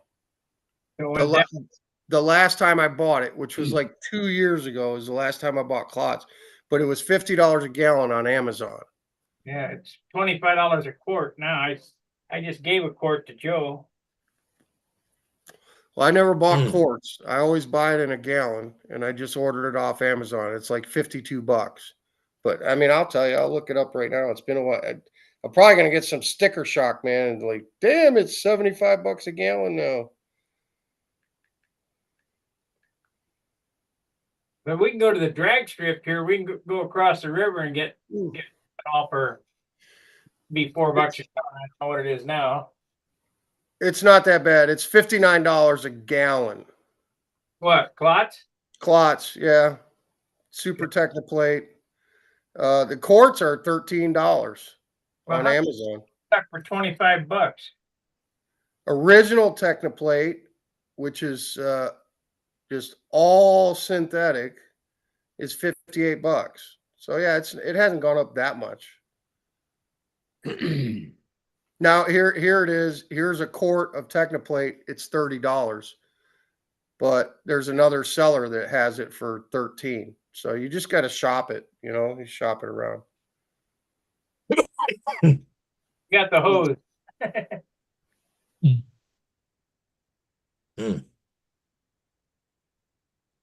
But anyway, if you're going to the Nats and you need fuel, just call Randy before, and he'll have. Sparky, you got some from him last year, didn't you? Good stuff. Yeah. He'll drag out whatever you need. He'll make whatever you want too. If you got some, you're specific on your oil, you want this much of this oil and this much, he'll make you whatever you want. And still, he's only charging $25 a gallon last year. So, and he provides all the fuel for FAI Combat. He provides all the racing fuel. He provides all the speed fuel, because that's all got to be the same. Everybody's got to draw from the same jug. And he donates that stuff every year. So I try to support him by, buying some from him every year. I was His supposed to fuel's always good, Yeah. do his as website. long as you take care of it. Yeah, Sparky, don't use his website, man. They don't monitor that very well. You just got to call his hobby shop. That's the best way to get a hold of Randy. I was supposed to redo his website, Oh, okay. but I haven't got to it because I just got the server paid for because we changed servers so that when you click on his website, it sends a message to his phone and he'll order it. You take your credit card and all that shit over the internet, but I haven't got to it yet. Yeah, his website is problematic when you're trying to order and get answers. It's best just to call the hobby shop and they'll pick up. He'll pick up, or Rylan will pick up, or the girl working there. You tell them what you want and it'll be on the truck and it'll get to Muncie, I can't pay that hazmat fee, man. That kills me, man. Because that just, even with SIG, they whack you like $25 hazmat fee on stuff. And that just makes fuel ridiculously high. Is SIG coming back or not? Somebody said that was on your site on Stunt Hangar. Somebody said they're coming back. I saw it, but Got there, Sparky, the plug for your tank. yep. It'd be nice because some dude at the swap meet wanted $150 for a twister kit. I saw that. I saw a twister kit and I said, "Hey, how much you want?" He's like, $150, and I just said, "Okay, I'll think about that. I'll be back."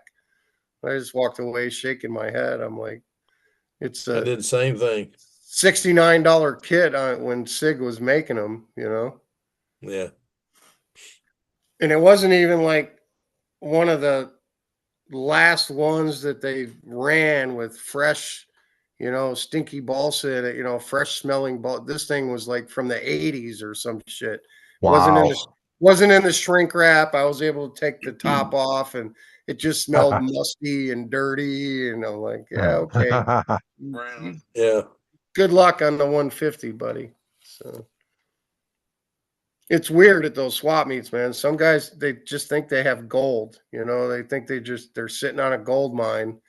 And then other guys are like, yeah, okay, $20, man, take it. 20, $50. Yeah. You know, Get it? Yeah, they just want the money. Get it out of here. get it out of here. Get it out of my shop. Get it out of my basement. Get it out of my garage. But then other guys, you know, they got this boxes and boxes of old kits from the 60s and 70s.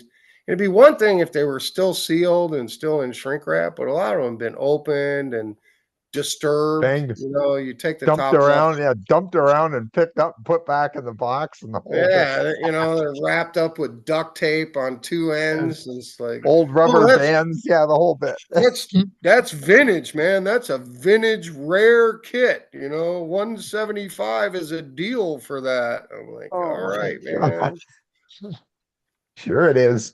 But then you find the other guys that are like, you know, You well, find somebody price dumb point, enough to buy it.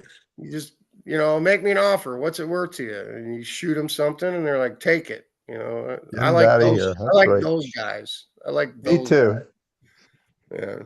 Some of them are stuck though, man. They saw one go on eBay for $400, so theirs is worth 300. You know, it's like No, eh. what they did is they saw one listed on eBay for 400 and figured Well, this is worth 350. Exactly. yeah, you're right. You're right. Oh my God. That's why the best deals happen in the last hour. On the last day too, Yeah, yeah. last hour of the last day, and nobody wants to carry Oh that yeah. stuff back to the car. So Yeah, That's when you get the deals. that's when you get the deals. So yeah. Dennis, You- good to see you, brother. hey, that's it. Well, I told you guys I was going to stay away until I had something to show and talk about. Now I got something to show and talk about, so I thought I'd come visit again. So, Well, let's see what you got. well, all right, stand by. I see something orange and purple. Oh, I remember well, that. Well, Well, Dennis, the orange and purple is another one, but this is what I want to show off. while Dennis I is getting remember that his, plane. I'm gonna chime in here for just a minute, and then I'll mute out. I don't know if you remember, I had a race The bearing stuck was stuck. Yeah. in this Profi, so I did what Joe Gilbert said. I put it in the freezer, and then I heated it and tried to knock it out. Didn't work. The race is still stuck. Literally 10 minutes ago, the Amazon guy just dropped off a deburring tool for my Dremel, which got a real sharp point on it. So I think I can grind that race out.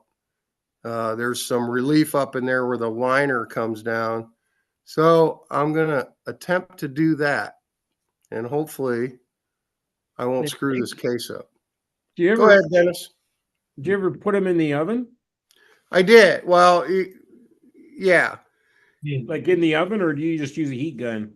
Well, I use a heat gun, but the thing is, you don't want the bearing getting hot. You want the case to expand so the bearing falls out. On this one, the bearing fell out, but the race stayed in. The Yeah. rear race, I've outer done race that. stayed in the case. And I've I did soaked one. it.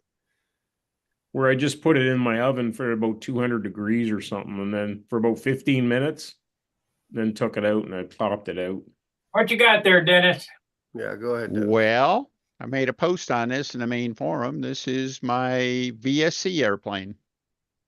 And it is a replica of the from 1969, my junior stunt winner, the Hawker Typhoon, which was published later in the old American Aircraft Modeler magazine. So this is a new build. Promised myself at VSC didn't want to go back unless I had a Dennis airplane. So here we go. And I duplicated everything on it, including the target toe paint job, which I did in 1969. I hadn't seen it before or since. But hey, it's like some people got no imagination. Some people are just crazy. So at any rate, Which it one are will not you? be mistaken for any other warbird on the field or anybody else's airplane. So That is sharp, Awesome. Dennis. What's it covered in? Monaco. it's a monocoat. Tell you Good what, gracious. camouflage and monocoat is It's a pain in the patootie, but we got it done. Still got to do a few touch-up areas and stuff, but at any rate, it's all right. That is Sparky, ask the beautiful. question. How much a puppy weigh? Anybody surprised to hear that? Nope. All right. It weighs, I added a little bit of tip weight today, so right now it weighs 48 ounces with a full tank of gas. Yeah. And That's sharp. And the original in the 1969 weighed 48 ounces with an empty tank and a McCoy 40. What is that about? Yeah. Inches? That is Anyhow. sharp. 55 And you inches. built it true to the way it was then, because I don't see any I dihedral built in it it's now either. accurate for outline and stuff like that. I changed the structure around. Back then I had, nice wood to work with. What's the Yeah. wingspan? 52 inches, 52. 540 squares. So it's smallish, except the fuselage is, as airplanes of that class go, the fuselage is actually pretty big. It's a lot of side area and it's long. I don't know if you can tell in the proportion there, the moments are longer than you'll see in your average Aries or Nobler or It the just tail looks moment's longer really than nice. longer than a T-bird, Mark, right? Looked really good. Well, Nope, how does no it fly? question. It's neat because Has it it's got different. dihedral, Denny? Pardon me? Does it have dihedral? Nope. At least not How'd on you- purpose. How'd you put the canopy on? The canopy was glued on with goop before and then covered over. Put the canopy on before I covered it. So you That is you overlap gorgeous, the Dennis. edge with the monocoat? Yes. Okay. That is gorgeous. So, You driving to Tucson, Dennis? yep. I'm heading out Wednesday morning, about 2.5 days. So somebody mentioned the the orange? orange and purple. That's my old timer for Tucson. Wow. So A barnstormer. Nice. that's it. Lord level barnstormer, right? So That's it. That's the truth. You done built 2 new airplanes for this show. Good well, gracious. actually the barnstorm, I've been flying it for a couple of years, but haven't actually flown it in a contest yet. I had intended to okay. take a different airplane, but I can't find the batteries for it. So I'm going to take the Barnstormer because I can use the same batteries as in the Ringmaster. So anyhow, that's it. Cool, Dennis. Fantastic. Very Well, cool. I'm tickled to see you back, and I'm really tickled to see you got some nice new airplanes. Well, it's nice to have something. I'm looking forward to flying it. I'm not looking forward to is test flying it after I get there. So Yeah. I would have preferred to test fly it before before leaving, but Yeah. If your weather's like ours is trying to be, we're Tom and I are planning to go in the morning. 9 o'clock, but we'll see what tomorrow brings. well, I've been battling wind and rain and cold. Usually all 3 of them. Tomorrow it's supposed to be nice, but we're supposed to have some rain and some wind. And at this point in time, I'm still basically running around trying to make sure I don't forget anything. So it's a heck of a thing to go all the way to Tucson and find out I left my line sitting on the table or something like that. That'd be no fun. Make a That list would not be fun. twice. I made a list. I just don't remember where I put it. Yeah. Oh, has that ever Yeah. happened to you? No. Yes. Uh, Make Yes. another list, you'll find the first one. That's about it. No, that's what it torqued me off. I wanted to take the little wee duper Zilch that I flew at Brodak last year. It's a good flying airplane, and nobody ever sees a little airplane. And nobody's brings stuff like that to the old time contest. I wonder why I And- can't see. I got my damn sunglasses on. Mhm. I was going to ask you about that half Well, an I hour ago. Figured that was just because you're a rock star. That's all. Yeah. Watching the Oscar show last night, figured you just wanted to fit right on in. So What fishing lines are you going to use on the Typhoon, Denny? I think I'm gonna use, I think I'm gonna play it safe. I'm gonna use the Spin 5, 65 pound, 60 feet. Mhm. Okay. I've got a backup set. I've got some 50-pound Max Quattro, uh, 63 feet, but I think I want to preserve I don't have any more of that line on hand, so I think I want to save those at that length. Plan B is I won't rule out the possibility that I'll take the 63s and cut them down to 60. So I think the airplane's probably a little small to fly on 63s. It'll look like it's a little airplane on long lines, which isn't necessarily a good look. So Okay. I flew the original back when I flew it on 58-foot lines, and I don't know how I did that or why I did that. That seems awfully short, but 15 thousandths at that time. yeah, 015. So yeah, McCoy 40 at 1060W prop and KMB 100 fuel. Life was good. Mm-hmm. McCoys ran like crazy. Trouble is, the 40s especially, they had bored them out so much. The sleeves were so thin and everything like that, that all you had to do was look at it meanly and it would overheat, and once it overheated, it was gone. There was no recovery. Yeah. And the 35s I think were better. The 29s are actually fairly robust, but they were all basically, everything was packed in a little tighter. And by the time they got to the 40 and they kept boring it out, the paper thin cylinder and stuff like that had just wasn't a happy setup. But the basic design of the engine, I still think a McCoy 40 had the best stunt run ever. Personal opinion. Interesting. Yeah. You ever have a McGass 40? No, what's that? What was that? The George Aldrich rework McCoy. I got two of them. Hmm. They run great. Well, I know George is a big fan of McCoy's too. Yeah. So did he do or no, he did chromed cylinders, didn't he? Yeah. Yeah, he chromed cylinders. Yeah. I got a McGass 46, but I got to tell you, the Brian Gardner 46 is a better engine. Mm-hmm. Super Tiger. Yeah, I would think so. It's a little more modern metallurgy and stuff. ABCs are pretty tough to beat. So durability and all. So I just can't figure out why Super Tiger 46, even the Brian Gardner sleeve and piston, the darn thing's so thirsty. Why? You big Venturi. that's it. I run 11.6 EW prop on Mhm. that. And I don't know what the Venturi size is, but you can do a pattern in 4.5 ounces. Yeah. I think a lot of people really push the 46s and they put big vents in them and stuff like that. And they would run well, but I don't think they had much longevity or constantly replacing rings and things like that. But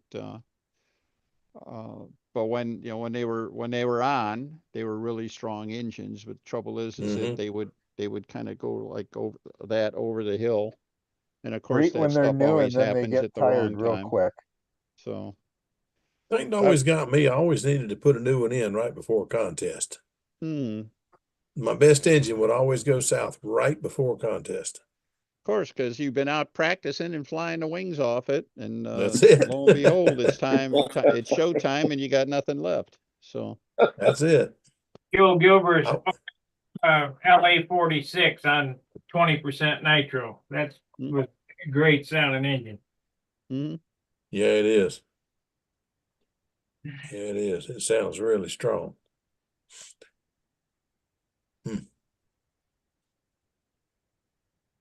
Two ST46s, I should probably sell them. I don't think I'm ever going to put them in anything. That's a good reason to sell them. I've got 3 or 4. Just don't of sell them at on the last day, at the last hour and the last day of the swap shop. All right. So there you go. Got a point. Got a point.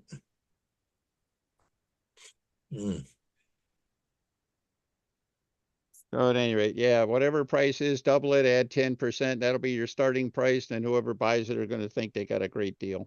So There you go. Well, just do it like they do Yeah.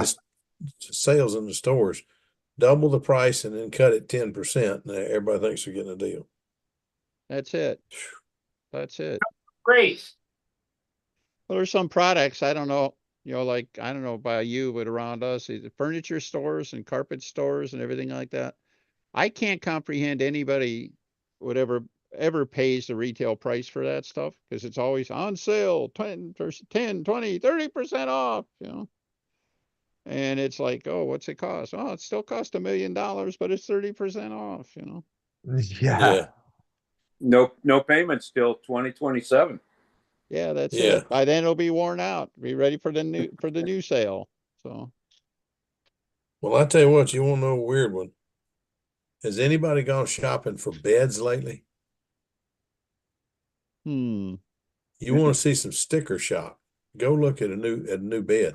We stayed in a hotel, well, hotels this week and the weekend, and we didn't stay in the cheap ones. We stayed in the nice ones, but we stayed in hotels that had some nice mattresses. I mean, I slept like a rock. I've got a good mattress here. It's a very expensive mattress, but not like these. I came home and wanted to find out what a mattress like the hotels, two of the hotels had, because they both had the same kind. And Lord have mercy, you can buy a car for that. It's crazy. Oh, well, have you priced cars lately? Oh, I have. Before you say that, don't Man, take that telling to you. heart, Phil. $10,000 for a here. bed, though. I mean, seriously. Now it's articulated and all, but still, $10,000 for a bed. That's enough to put you Wow. to sleep. I mean that permanently. Permanent, like. Oh, Oof. man. Man, I saw that. You gotta be kidding me.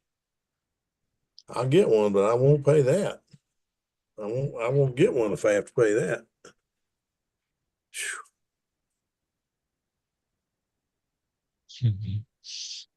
Lordy Wait a goodness. How's Mark Gerber doing? Oh, pretty good. I'm getting ready to go to Tucson. Hey, Mark did come in. How about that? What are you taking? The Thunderbird and what else?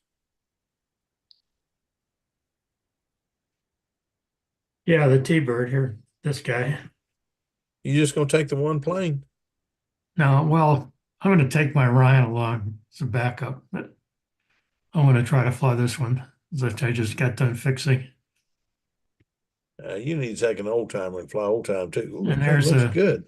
ready to go. I was putting Looks it together on Saturday. The needle valve broke off flush with the end of the assembly, so it was Ain't fun to that get always that the out. way? Ain't that always the way? I suspect it was probably a crack that got started when it had the encounter with a great blue heron back in 2019 at VSC. But anyway, I had plenty of other needle valves, but I didn't have another needle valve assembly. And this is a Tom Lay engine. I was trying to keep it exactly like Tom had it. It's a good runner. So Yeah, Yes. Tom could So- build a motor. took a couple pictures of it in the sunshine. Mm-hmm. Looks That's So- pretty. That's an older airplane too, right?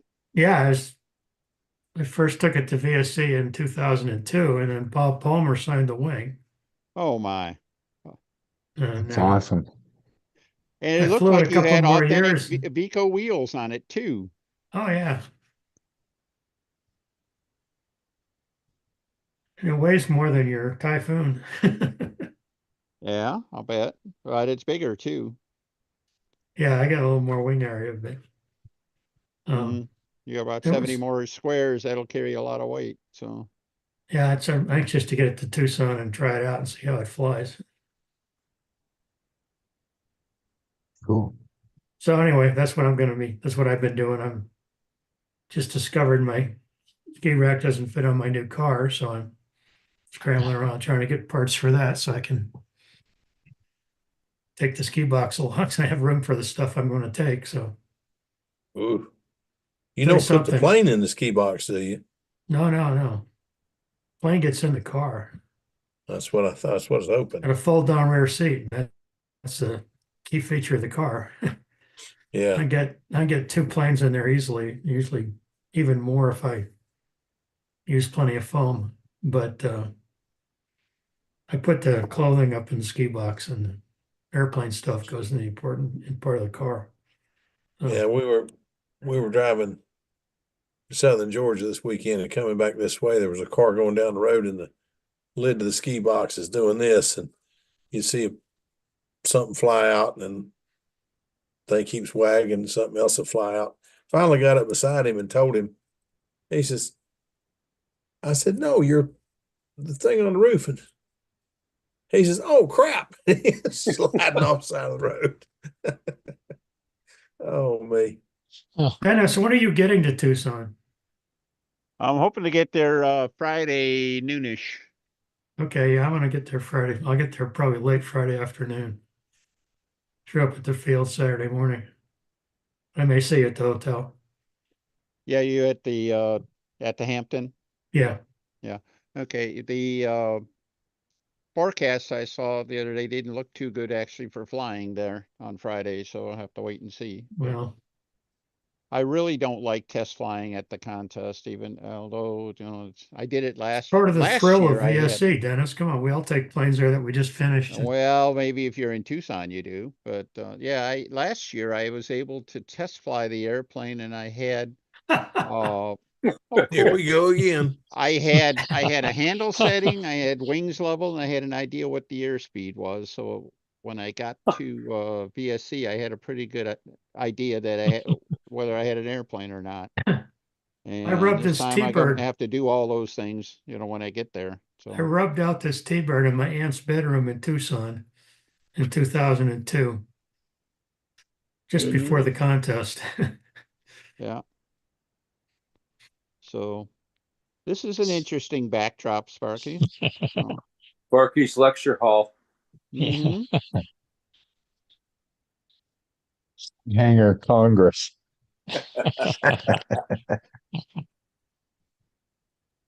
Unmute Indeed. yourself, Sparky. There you go.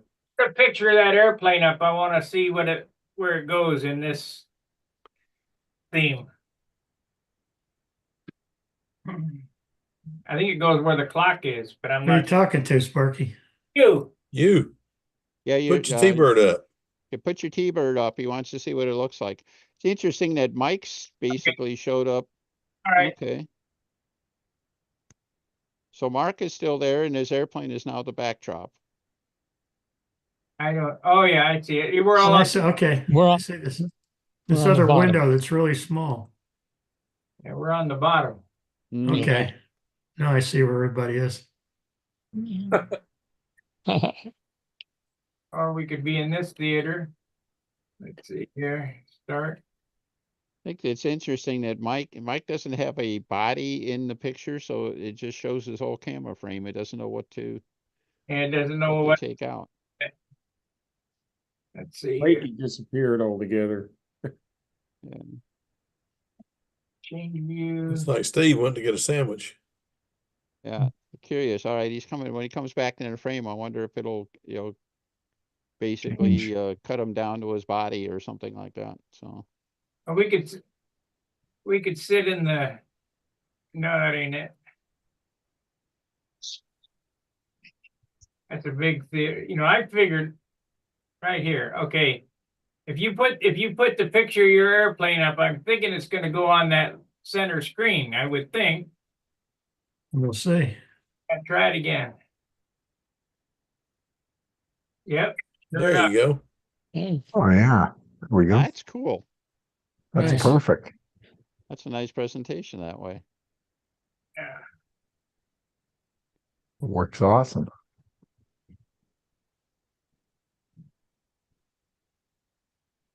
It is right, Nate. I like that. Yeah. That way we can see each other. But I mean, these pictures are small, but Mm-hmm.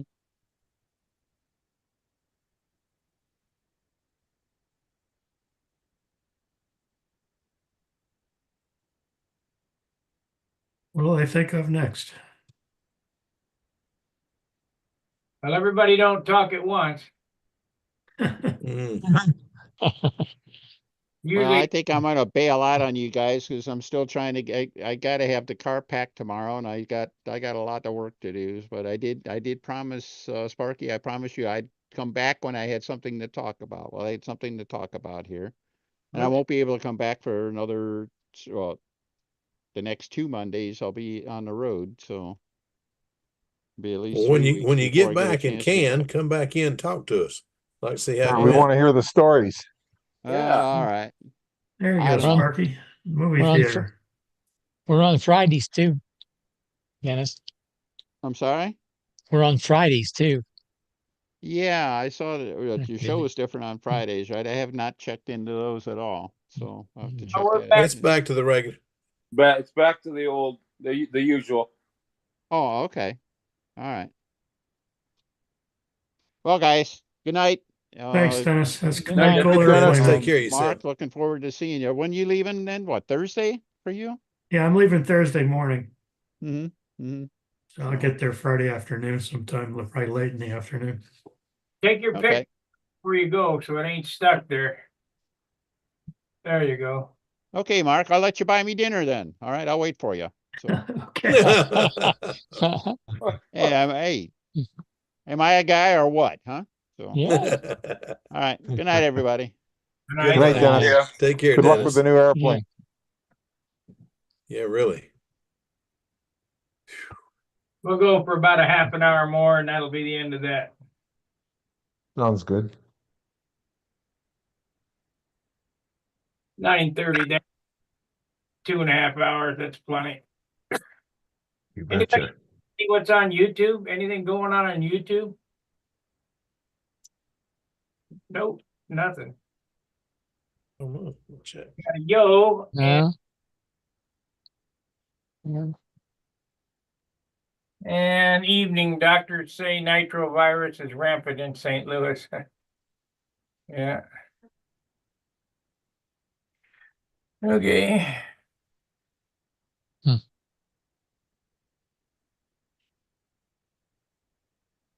Yeah, I think he meant norovirus. That's a stomach flu. Oh,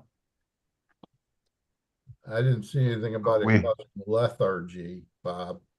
yeah. I don't have a flu. I'm just blah. Mm-hmm.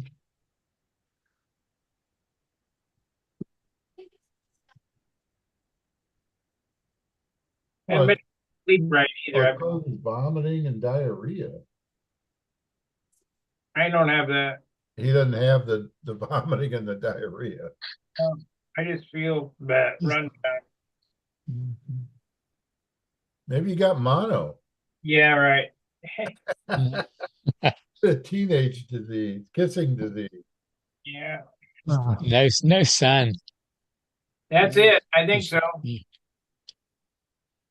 Vitamin. Sparky, you got a new build getting ready to fire up?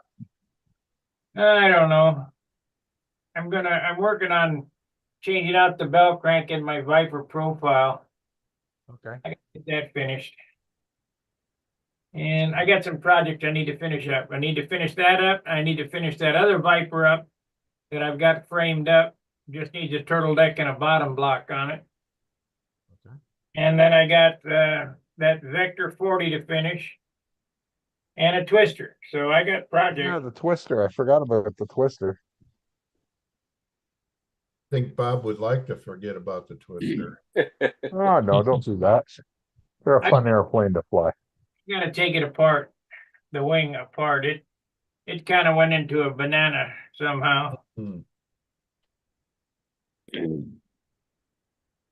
The best thing about a twister is if you go out to the field and it's not the greatest of days, you can say, you know what, I'm going to put this up and fly the you know what out of it. And if I dork it, oh well, it's not the end of the world. Well, I'm giveaway, so it's a giveaway airplane. So it's got to be halfway decent. Yeah. I'm giving away that flight streak too, with the Johnson 35 on it. That'll be somebody else's headache.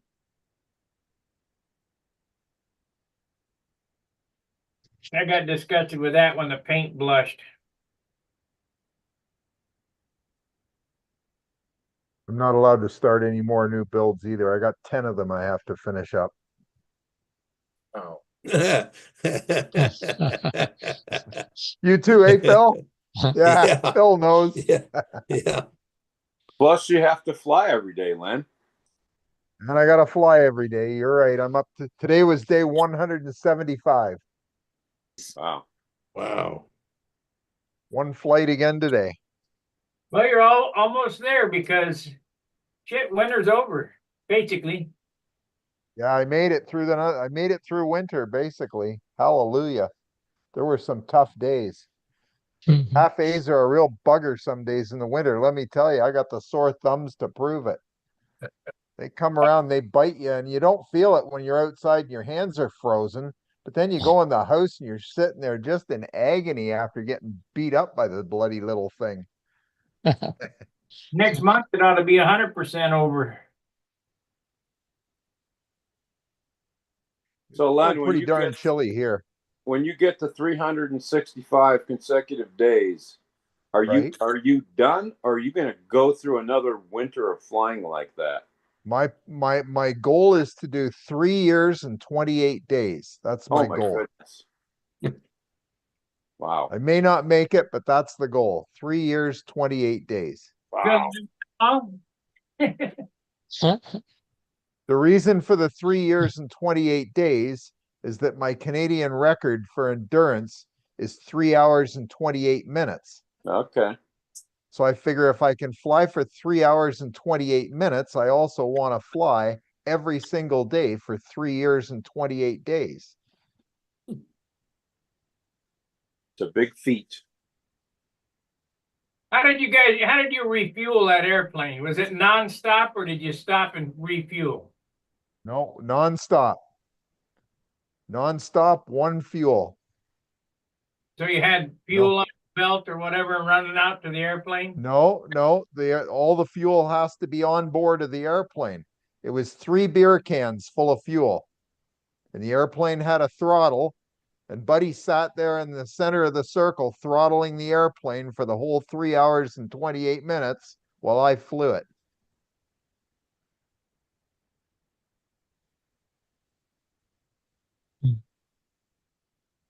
It was long, I'll tell you. It was long. Was the motor worn out when you came down? I don't think so. There wasn't a drop of fuel left. Those three tall boys were completely empty. All 3 of them. There wasn't a drop of fuel left.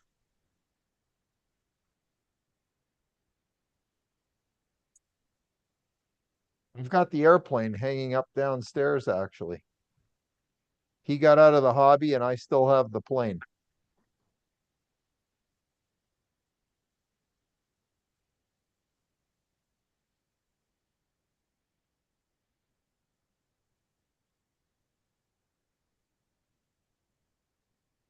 He was the techno guy. I was just the flyer. I was just the grunt. You're just the one that has to keep the thing out of the dirt. Yeah. Well, that's the thing. The only thing I found really hard is it's very hard to concentrate for that long. Yeah.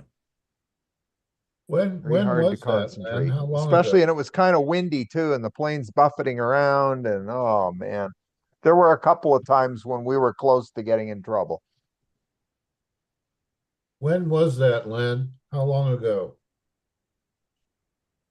2017, September of 2017. And then in October of 2017, I had a heart attack the next Oh month. my. It was crazy. Those were crazy times.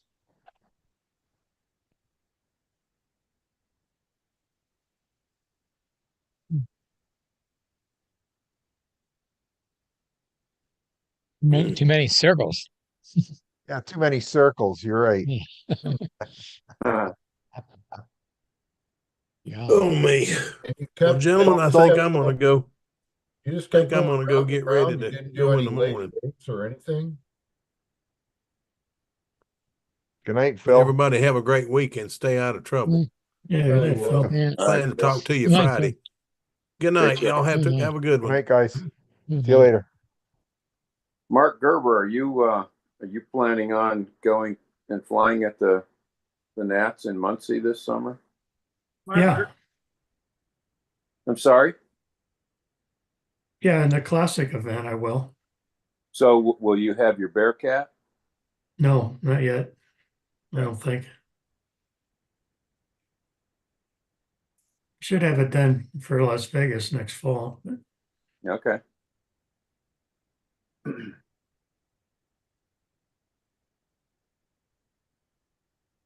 Hey, Len, Yeah.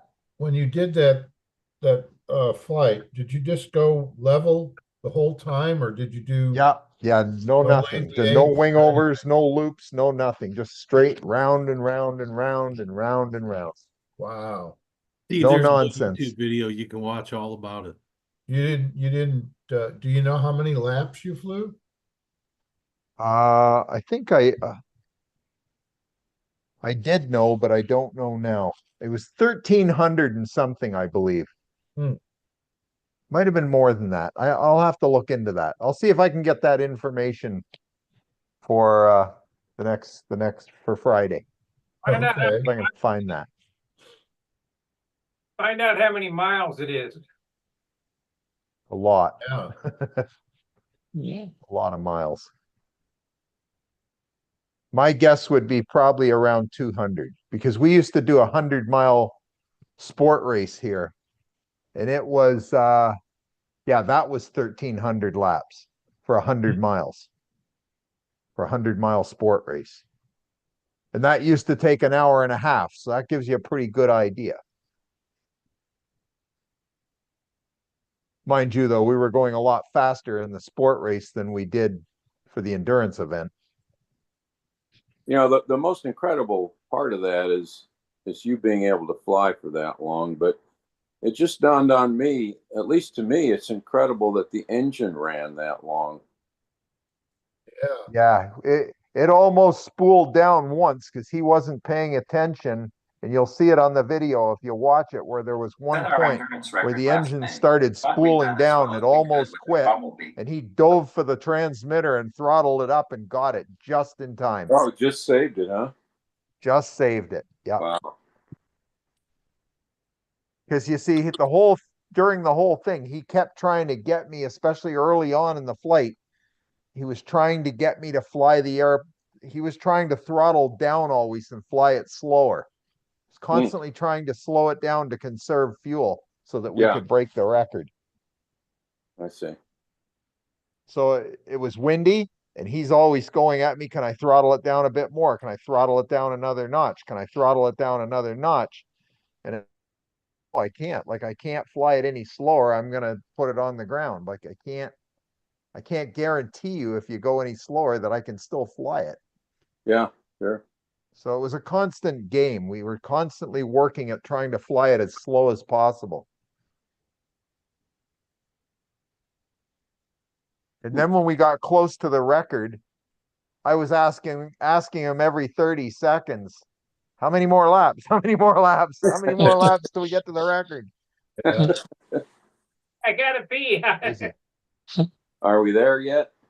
Yeah, are we there yet? How many to go? How many to go? Yeah, it was pretty crazy.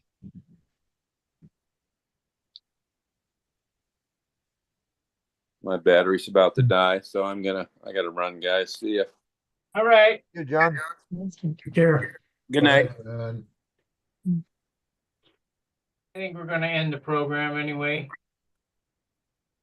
Yeah, I gotta go play with my ski rack. So I gotta go glue a Yeah, couple of sky rays together. I gotta put the wings in tonight. well, the real Steve Smith's building Sky Rays. I wonder how far along he is. How we doing, Steve? On the sky ray. I got 3 wings done. Good for you. Tails are done. I made the blanks to cut the fuselage out, but I haven't cut them out yet. Okay. I seem to somehow, for some reason, made the hole for the wing a little bit too small, and I had to do a lot of filing and fiddling around tonight to get the wing in the fuse. For some reason, I cut them just a little bit too small, but they worked out okay. Well, That's better than too cutting them small too than big, I too guess. big. That's right. Yeah, you got it. Better than Yeah, cutting them too too big, you big. gotta fill all that, all them voids. That's bad. What engines are you using, Len? I'm building one for my buddy who can't build anymore because he's got medical problems, and one's for me. Mine will have an FP20 in it, OSFP20, and his is going to have an LA25. So same motor holes. It's pretty simple. That's why I'm building them both identical. Yeah. Brett Buck suggests the FP20 for that airplane, so I'll just go with that. I've run them both on a test stand, and there's a noticeable power difference in the two. Okay. The LA25 is 1,000 or so RPM better with the same prop. Okay. Does that necessarily mean more power? That's pretty much how you would define power. Okay.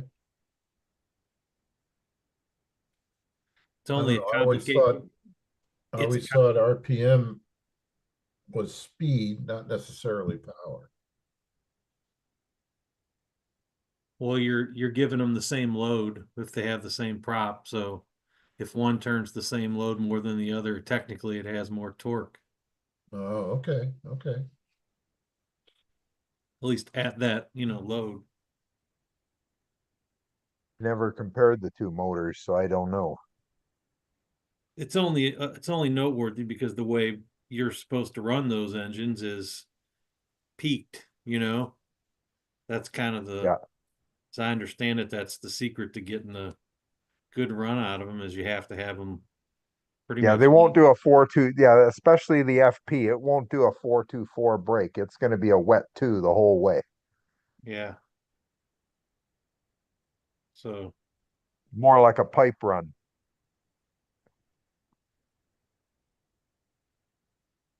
So the LAs don't tend to 4.24 brake like straight out of the either. I mean, I've always found they tend to be a little bit hot too.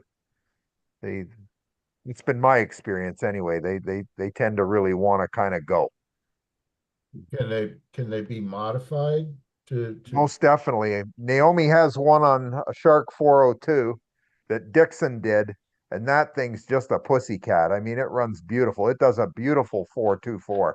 It's outstanding, like a better than anything I've ever seen in that motor size range. It's really good, like outstanding, really good running motor. I've never pulled it apart or anything. I'm not going to because So it runs so you don't good to know what he did with it. so you don't know what he did. Oh yeah, not exactly. But I assume he's changed the timing on it somehow. He's machined it out somehow. Mm. Not exactly sure whether he changed the head or modified the case or what he did, but he's definitely changed it. But it's a nice running motor. Runs good and on the Shark 402, that airplane I could go out and fly competitively with that airplane any day. It really flies good. That Pat Naomi Johnston. Naomi doesn't like me flying it though. She likes to fly it herself. So, Ah, but yeah, really good flying plane.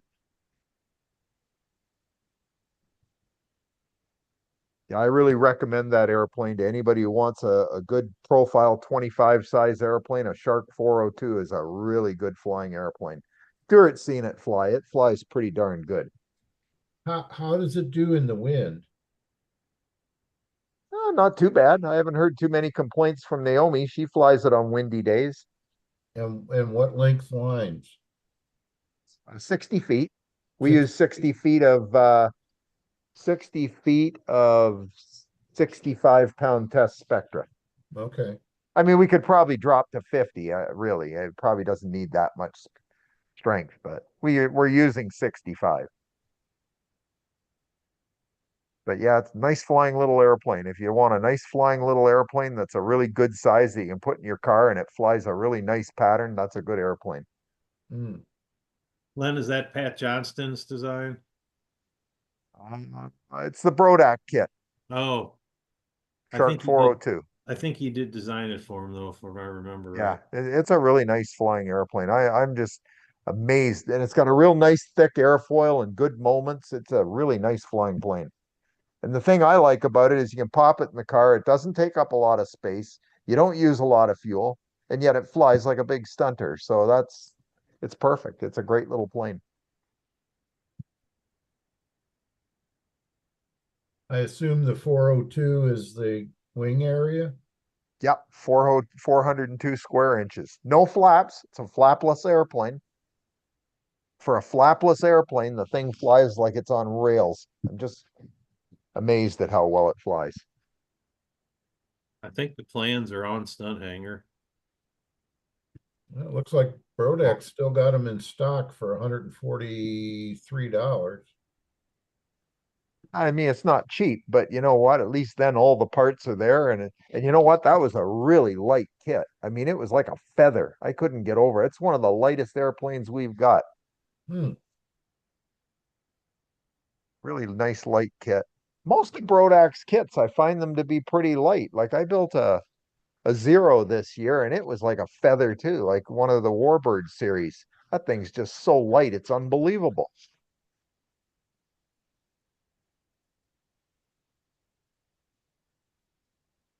I think it came out finished around 35 ounces, somewhere in that range, 35, 36 ounces with the motor and everything. I was just like, holy crap. I had to put tail weight in it because it was so nose heavy with the motor on it. I Let think me it gained about an ounce and a half because I had to put the tail weights in it. hold on a second. Let me hit. Sorry, an ounce. Sorry, Uh, Sparky. Okay, it says D Rice says hello from NorCal. Good evening, safe travels to the travelers. What is the next build after the ARP? Well, I don't know. That's the question to me. D's building a 402 right now, and ours is a Brodak, is what he says. We are going to end the stream on YouTube. If if you enjoy these videos, be sure to give me a thumbs up. So you like, subscribe, and share, and we'll see you Friday. Fair winds, tight lines. See ya.